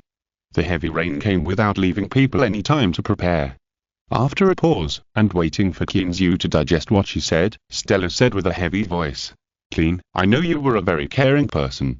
It's raining so hard outside now, and there may be danger in the mountains at any time. You can't bear to see so many people having an accident in the mountains, right?" After hearing what Stella said, Kinzu couldn't say no anymore, and asked with some confusion. "Why me? Boston is not far from here, right? It shouldn't take them long to get here, right? They can't take care of us." Stella sighed. New Year's Day is coming soon, and most of Boston's mobile police forces have supported New York. You know, New York must ensure absolute safety. Sighing helplessly, Kinzu pretended to be defeated by you. Okay, Stella, tell me, how do I need to cooperate with you?" Hearing Kinzu's agreement, Stella was relieved and surprised, and said hurriedly, "Well, you'll let the helicopter rush to the mountains. Our people have already set off. When the time comes, just connect to the command center's channel." You still need me to send someone?" Kinzu was a little surprised. "Are you sure? I have lent you the helicopter, and you still want me to drive it over?" "Ahem, Clean, your bodyguard is very good. Can you lend us the helicopter and her for temporary use?" Stella was a little embarrassed to continue, but he had no choice. There were only a few people in the police station who could fly a plane, and the others were rookies. It was late at night and it was raining heavily. Stella didn't dare to let them fly that plane to rescue people. Otherwise, who would save them at the time? Stella had considered borrowing Kinzu's bodyguard. A retired Special Forces soldier must be better than the green hands under his command, right? Hearing Stella's embarrassed tone, Kinzu calmed down and said with a smile, "Okay, I'll let her go now." He now understood. Since the helicopter has been borrowed, what's the need for a pilot? Just based on Stella's usual care for him and her straightforwardness in helping him, Kinzu would help him this time. Moreover, the most crucial point is that Stella is not doing this for personal reasons. No matter which country, officials who can lose face for official business are all good officials. What's more, I will still be in the United States and Revere in the future. This time of saving people can be regarded as an opportunity to truly integrate into the town. In fact, Kinzu also realized that he has been in the United States for so long. Although he has a good relationship with the upper class with the help of Old Man Bud and his own financial support. But the relationship with the town and neighbors is not so good.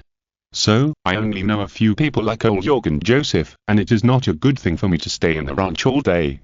Even if I think it's nothing, there is still Xiumengyo. Turning his head to look at the beautiful Xiu beside him, even if it is for her to have a good social circle, I have to help this time. Now that he had made up his mind, Kinzu did not hesitate. He looked at Dale in the small living room and said loudly, Dale, call Erica and Dyer, let's go now. Seeing that Kinzu was going to be famous, Zhu Mengyo's pretty face showed a trace of worry. It's so late, where are you going? Kinzu smiled and sat over, rubbing his hand on her fair and pretty face, and whispered, Mengyo, you go to bed first, I will go to the mountains with them. Thank you for the 500 starting coins reward from Hipping, thank you for the reward support from Pinfin, thank you. Chapter 700 Rescue. After hearing Kinzu's brief account of the matter, Zhu Mengyo became even more worried and said with some dissatisfaction, these guys are too unreliable, aren't they? This should have been their business, how can they ask you for help? Holding the beauty in his arms, Kinzu waited for Erica and the others to arrive, and gently comforted the beautiful Zhu in his arms, and told her about the relationship. At the end, he pecked her pink lips again and said with a smile, Mengyo, even if you don't believe me, you have to believe in Dale and the others. With their strength, saving a few people is a piece of cake. Looking at the confident Kinzu, Zhu Mengyo had to admit that what he said made sense. She pouted her lips in dissatisfaction and said nothing more. When it was time for the few people to get on the plane, she still worriedly told them, be careful and focus on your own safety. Kinzu made an okay gesture to her, and followed the several female bodyguards who came to get on the helicopter. Kinzu was fully armed at this moment.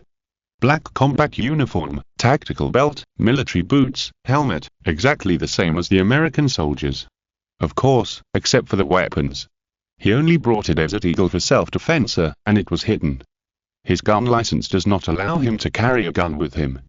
Fortunately, although it was still raining heavily outside, there was no thunder and lightning, otherwise, Kinzu would never dare to let the helicopter take off. Although rainy days have some impact on the takeoff and landing of helicopters, it is not very big, especially for this kind of helicopter used for military purposes. Stella also saw this point and called to borrow the plane. After all, in the United States, a country with a flood of airplanes, isn't it easy and pleasant to find a few helicopters? As the roof was opened, the propeller of the Black Hawk also rotated with an unmatched momentum, carrying this behemoth, slowly approaching the distance. After a while, the helicopter's communication channel was connected to the temporary command center of the police station. God, Clean, why are you here too? When Stella heard Kinzu's voice in the communicator, he jumped up from his seat. What a joke, if something happened to Kinzu, would he still be alive? Director Stella, this is not the point is what we should do next. Kinzu interrupted Stella's exclamation with dissatisfaction. Why did he feel that this guy didn't trust him? Did he think he was here to make trouble? This Stella was speechless for a long time, and sighed deeply. To use an old Chinese saying, that was a mistake. If he had known that this guy would join in the fun, he would have run over to guard him from the beginning. But now that things have come to this, he can't say anything more. He picked up the intercom and said seriously, Clean, at 33 degrees north latitude, a group of 5 people are trapped there. I have asked them to try to find an open place to wait. You hurry over. Received. Dale saw that Kinzu was silent, and agreed straightforwardly. As the helicopter turned in the air, it cut through the rain and headed for its destination. However, the mountains are not as good as the plains after all, and the visibility is very low. Even if the helicopter equipment of the old Americans is advanced, it takes a lot of effort to find a few people here. Therefore, once something happens, the search and rescue work will be difficult to carry out. Because the pilots on the helicopter cannot find the people who are asking for help very well, and the people who are asking for help can only find ways to make the pilots notice them quickly. Fortunately, the most important thing for people entering the mountains is lighting equipment. So, when those guys saw the helicopter in the sky, they immediately waved flashlights and shouted underground.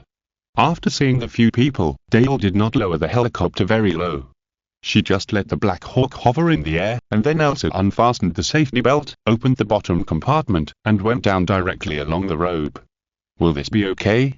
Looking at the dark night, Kinzu looked at Ween next to him with some worry. Boss, don't worry, we have done this kind of thing many times. Ween answered confidently without even looking up.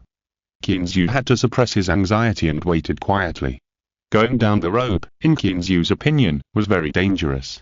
Not to mention whether it would hit the tree directly, it would be very dangerous if the speed was not controlled well or it was blown off by the wind. Well, okay, Kinzu admitted that he thought too much. Although it rained heavily today, there was no thunder and lightning, and the wind was not strong. It was considered very good weather. Boss, don't worry, I have landed safely. Perhaps because of Keen's used caring words, Aya's pleasant voice came from the intercom equipped by several people. The target has been found, the target is safe, and the surroundings are also open. We can land. After calming down several excited men, Aya carefully looked around and reported. Understood, land immediately. Aya, take care of yourself. After Dale agreed, he pushed the helicopter and began to slowly lower its altitude. 50 meters, 30 meters, 20 meters, 10 meters. As the helicopter slowly landed, the white men who saw their hope of safety thanked Aya excitedly. Don't be excited, guys, we are not the police. Aya calmed the emotions of the few people on the side, but did not forget to promote her boss. We're from Tycoon Manor, the former Hill Manor, do you know? Ah? You are not the police? Even though it was pouring rain, the white men still heard Aya's words clearly, and they immediately looked at each other. Yes, we are not the police. It's mainly because our boss is worried about your safety, so he risked his life to come and save you. Aya nodded decisively. Oh, God, I heard that Keen from Tycoon Manor is a good person, and it's true. One of the white men, who seemed to have heard of Keen's said with some emotion. Hey, no, have you heard of Tycoon Manor? Another white man pronounced the slightly strange Chinese name with some difficulty. Of course, Tycoon Manor, the largest ranch near Revere, haven't you heard of it? Nor looked at the slowly descending helicopter with admiration. In the past, I just heard that this guy was a good person. He was able to deal with the mad dog who had been rampant in Revere for many years just for an employee.